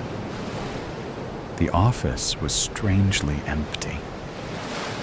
I stretched my back, leaning slightly over the chair, and stood up to walk down the hall. Empty. And it was dark. Curious, I walked a few steps towards the archives room. Clara! I whipped around. No one was there, but the voice had come from my office. I rushed back in, but found only the Baroness staring at me. Why were her eyes fixed on me? Her gaze had moved. Her eyes seemed to be fixed on me, just as obsessed with me as I was with her. As I stepped around the stacks of files, my tools, and other paintings I'd neglected in favor of the Baroness, her eyes followed me around the room. I slowly sat down on the stool I'd left in front of her, sitting eye to eye with her. It was only us in the room, no one else. The next day, I gazed around Vincent's office as he sat in front of me. His arms were crossed over his chest, and the furrow in his brow only deepened as he watched me fidgeting. Clara, he said, catching my attention. I glanced up quickly, my eyes locking on his face. I understand that you're passionate about the restoration, but we're running a museum, not a one-woman project. You've been neglecting the other pieces for weeks now. You know how important the St. Catherine piece is. If it isn't ready by the next exhibition, I'll get to it, I said, cutting him off. I blinked rapidly. The St. Catherine piece was complex, but it was just a cleaning job, and since I didn't need to paint anything, I'd be able to finish it quickly. Clara? My eyes widened as the familiar, haunting voice called my name. Do you realize how much time you've spent on this? Vincent paused, his eyes narrowing as he searched for the right words. This obsession. Don't ignore me. I closed my eyes and pressed my fingers to my forehead. I forced myself to meet his gaze. I'll get it done. I just need a little more time. Vincent let out a frustrated sigh, his hands running through his hair. I need you to refocus. We can't afford this. Not with the exhibit coming up. Clara! My head snapped up, but it was just me and Vincent in the room. I glanced down, my heart pounding. His hands were strained, the same rusty red as the Baroness's dress, the splotches covering his fingers and seeping into his nail beds. Clara, Vincent said sternly, though his voice was also tinged with worry. You're letting everything else slip. He flicked through his computer and turned it to me, his stained fingers showing CCTV footage of the archives. And, "Is that me?" I asked, gazing at the screen. "Yes. You stood there for an hour like that, Clara. And this is at..." His voice trailed off as he checked the timestamp. His face grew increasingly lined with worry. "The point is, you haven't been yourself. You look like you haven't slept in days, Clara. This isn't you. Go home. Get some rest," he said, sighing as he adjusted the screen back to normal. I stood, and without hesitating, I left his office. "And don't do anything with that painting," he called as I stalked out. But it was calling me. She was calling me. I glanced into the studio from the sliver of a window in the door. Through the frosted glass, I could see a distorted view of the painting sitting on an easel at my workstation.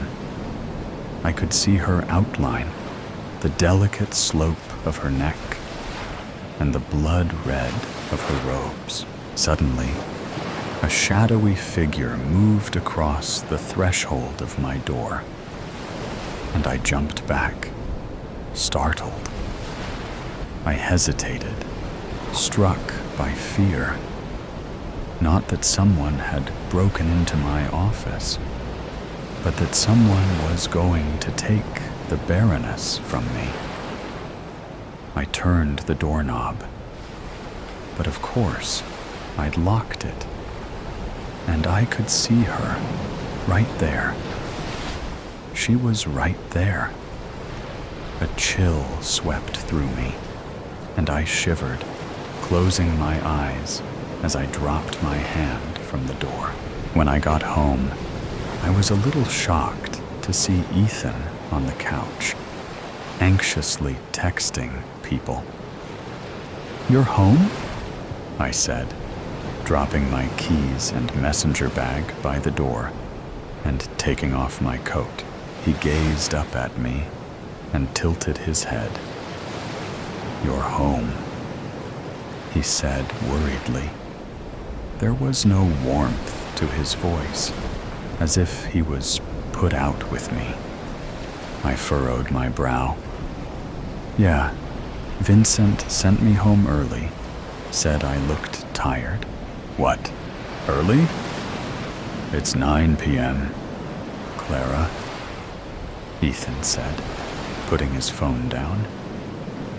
I blinked and looked out the window, my stomach clenching. He stood up, moving over to me as he noted the look of confusion on my face. "What's going on, Clara?" he asked quietly. He reached out to rest his hand on the small of my back, but I pulled away, a feeling of overwhelming anxiety rolling through me. "Nothing. I can't." I shook my head and then glanced up at him. "I can't remember what I did. Vincent sent me home at 11? I said, my stomach twisting again. I leaned into the kitchen counter, holding it tightly. Ethan looked shocked, his lips parting to calculate the math. "Okay, it's fine. We'll figure it out. You've just been stressed with the exhibition coming up, and all the work," he said, rubbing my back gently. I shook my head, reaching for my bag and rifling through it. My fingers crossed over something gold and metallic. I furrowed my brow and pulled out the ring of archive keys. It jingled in my hand, and I closed my eyes, shaking my head. "Why do you—" Ethan began, but I cut him off. "I must have just shoved them in my bag. It's fine," I said, taking a deep breath. I put the keys gently back into my bag and took out my phone again, checking the time. It's late. I'm late. I came home late. I'm just tired, I said slowly, rationalizing things to myself. "Okay, do you want to just call it a night? Get some rest? Maybe a shower?" Ethan asked. I saw his nose crinkle from the corner of my eye. Did I stink? My jaw twitched as I bit my cheek. "Yeah?" I nodded, but couldn't help the feeling that Diavina's barrenness had something to do with the loss of time. I closed my eyes, and Ethan brushed my hair back from my face. "Okay," I said, pulling away from him. He looked sad, but didn't move towards me as I stalked off to our bedroom, my phone held loosely in my fist. I stepped into the hallway leading to our bedroom, the light from the kitchen spilling across the dark-toned wood behind me. As I stepped towards the darkened bedroom, I felt a drift, and my head felt heavy. I stopped at the doorway and lifted my head. My fingers paused on the light switch. The room glowed with the dull orange light from the street lamp that streamed through the curtains. It made for an eerie sort of atmosphere. But that's not why I paused. My eyes were locked on the full-length mirror across the room from me. Its glassy surface should reflect only the bed, maybe the edge of my body, not the full shadow that stood ominously facing me. I blinked, frozen in place as I stared at the shadow. It almost pulsated, its shoulders hunched. It wasn't exactly shapeless, but it didn't have any defining features. Still, it felt familiar in a way it shouldn't have been. My fingers twitched, brushing the edge of the light switch. I took a shaky breath. I flipped the switch, and the figure was gone as soon as light flooded the room. The mirror was empty. My chest clenched painfully, and I leaned against the door frame. Slowly, I flicked the light again. There she was, dominating the mirror, a black mass. But I knew her. I knew who she was. I flicked the light on again, and she was gone. But just as quickly, I flicked it off, and she was there. Panic rose like a bile in my throat. Distantly, as if underwater, I could hear Ethan calling to me, but his words were lost.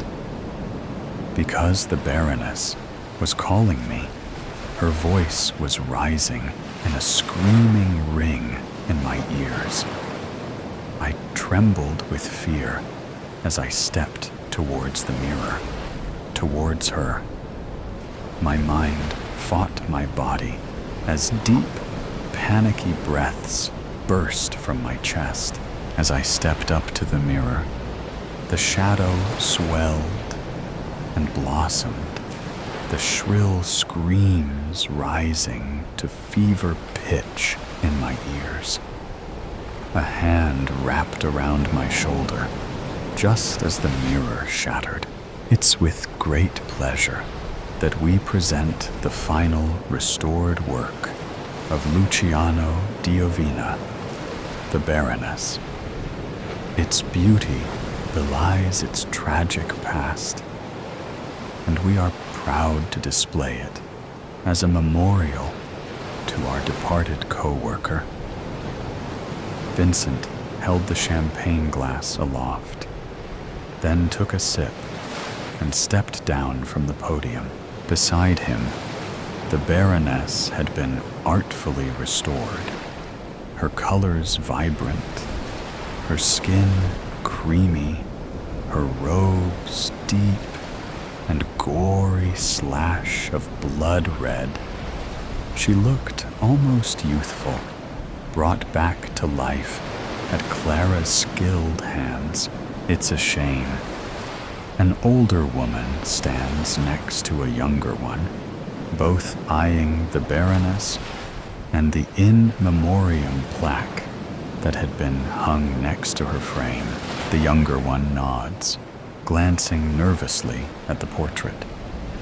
It's tragic. But did you hear about what happened with her boyfriend? I mean, the portrait, sure, it's gorgeous, but I heard it was bad. They glance at the painting. Like gruesome. Like she was obsessed? They cut off, clearly unsure how much to say. The older co-worker's voice drops even lower. Obsessed doesn't even cover it. But you didn't hear it from me. It's a horrible end, though. They each sip their champagne, the younger one shivering as if she said too much. The older glances down at her watch. Come on. The presentation. We're late. The Painter of Souls. It was the first time in 2 years that the group of friends had reunited for this trip. After many cancellations and unfinished plans, everyone had made an effort to make this outing a reality. They hadn't spoken much during the funeral 2 years ago, and it almost seemed as if their friendship would dissolve soon after. But through the video game chats they frequented, nostalgia and good memories rekindled the bonds that had weakened with the loss. They talked about how competitive Bennett had been in many of the games they played, how he would ask for rematches multiple times, failure after failure.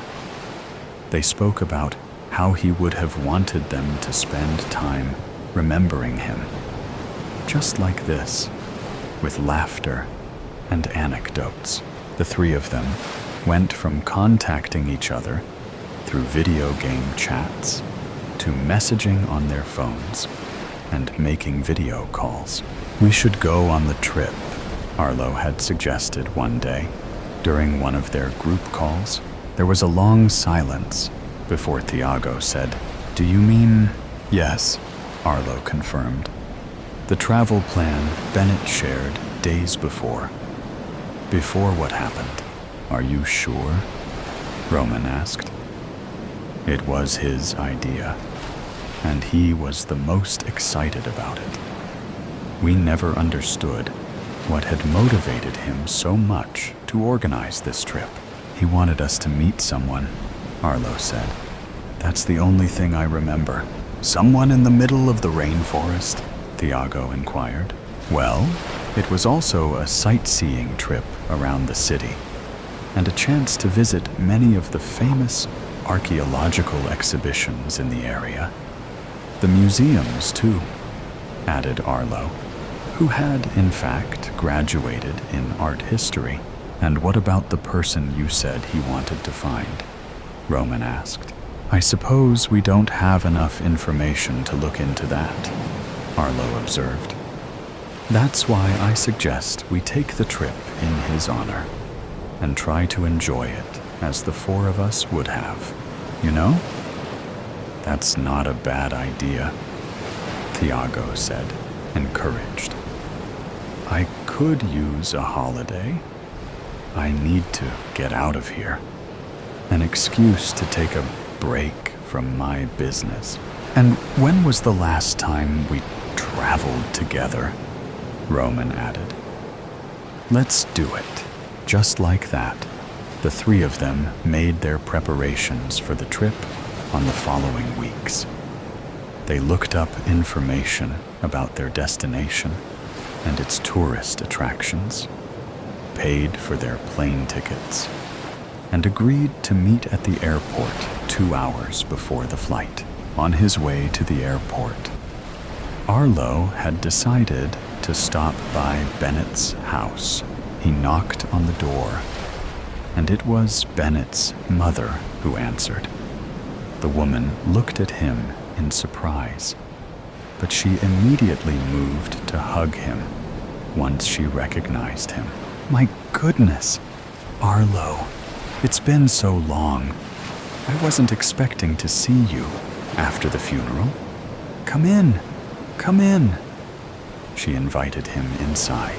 They entered the living room, where photos of Bennett with his siblings and parents filled every corner of the room.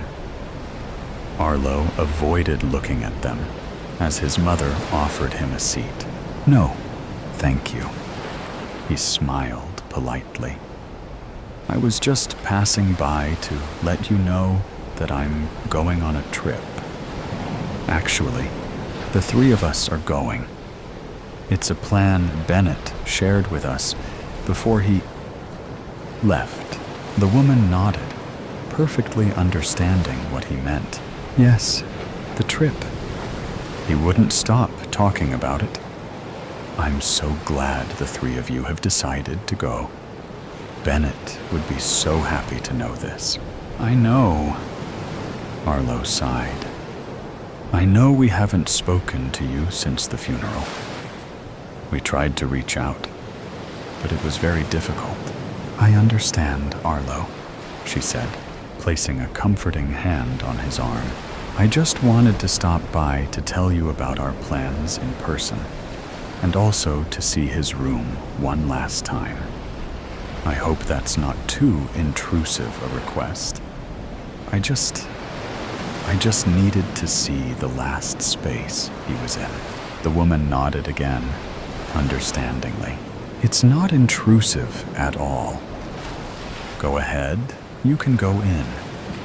To be honest, it's a relief to have someone else in that room, even if only for a few minutes. My husband and I are starting to feel the deep silence coming from it. His mother remained in the living room, while Arlo climbed the stairs to the room. He opened the door, and immediately, the unmistakable scent of Bennett's deodorant reached his nostrils, mixed with the smell of a closed-up room and the dust floating from the shelves. Most of his belongings and clothes were packed away in boxes that the family would donate to charity, but the posters and printed images on the walls had not yet been taken down. Arlo stepped closer to observe them carefully.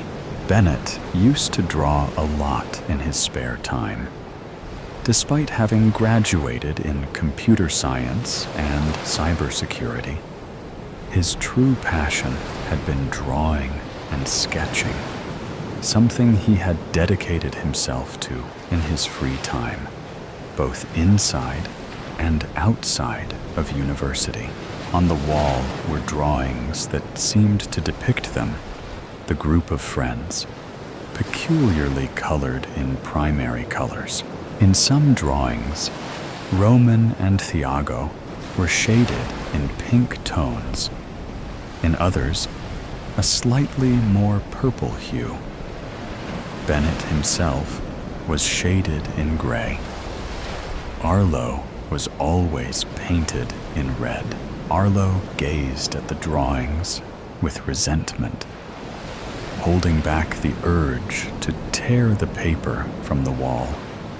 During the first 2 days at their destination, the 3 friends spent their time at the 4-star hotel they had booked. When Arlo suggested going to the city center to explore, the other 2 sighed in annoyance. "We have a week and a half to explore whatever you want," said Tiago, still wrapped in his sheets. "We won't have the chance to enjoy this level of luxury once these holidays are over. You're the one finishing a PhD in history and art, Arlo. You can go without us," added Roman as he put on his swimming trunks. Getting ready to head to the pool, Arlo irritably reminded them, "This trip is for Bennett. You know he would have wanted to see the exhibitions and museums. You've been saying that for weeks," Roman retorted, turning to face him. What's with the sudden interest in what he wanted to explore?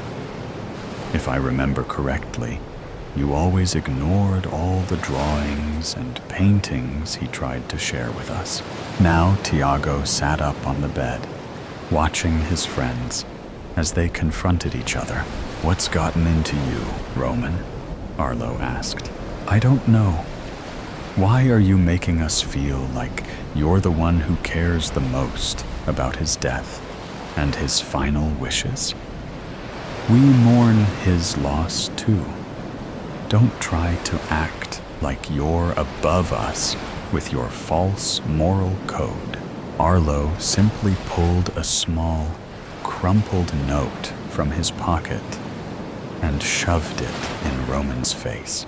This is the place he wanted to visit, along with the name of the person he wanted to see. Roman snatched the paper to read it himself. Tiago got up to take a look as well and asked, "Was this what you went to get from his house?"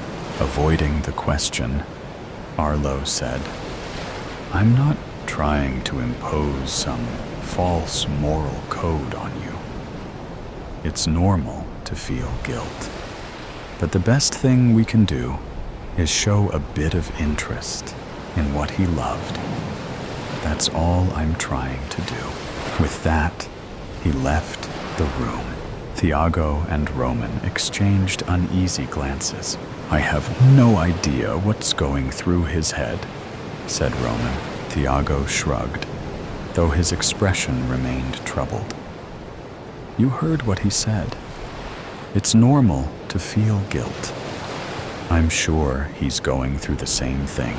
An hour later, the 3 of them made their way into the city, stopping by the tourist spots they had planned in advance. This time, however, the excitement they had initially felt for the trip was gone. A sense of impending doom loomed over them, and there was nothing they could do to dispel it. All of a sudden, what had been a journey in memory of their friend was being exposed as the farce they had tried to mask with that ridiculous excuse. The last place left to visit was the shop. It was an art shop. From the outside, it had that vintage aesthetic that attracted art lovers looking for something unique and different, something timeless, stuck in time. The 3 entered cautiously. The shop was empty, and the light streaming through the glass windows fell upon the golden and bronze frames of the various paintings hanging and stacked everywhere. All the paintings depicted people, some in groups, others alone. At first glance, they seemed like photographs, edited in different colors, but upon closer inspection, one could appreciate the hand-drawn strokes and the pigment of watercolors and oil paint. The style of these paintings looks familiar, Thiago murmured. Without much enthusiasm, Roman nodded. Yeah, this is exactly how Bennett used to draw. The characters in the paintings were painted monochromatically. Each person in each painting had a certain tone of color assigned to them.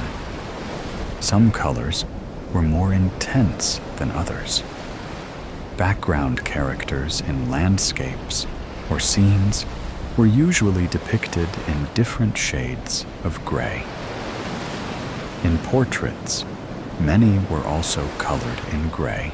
The three had been so absorbed in the artwork that they hadn't noticed the man who had approached them to greet them.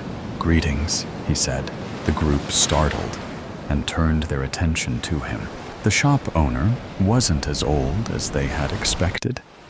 He was likely in his mid-30s. He dressed just like one of them, except for the paint-stained apron he wore. His eyes were a peculiar silver color that stood out in the dim light of the shop. We're looking for Keita, Arlo stated. That's me, the man confirmed, pointing to himself. His strong West African accent was evident in his words. I've been expecting you. Did Bennett talk to you about us? Thiago stammered.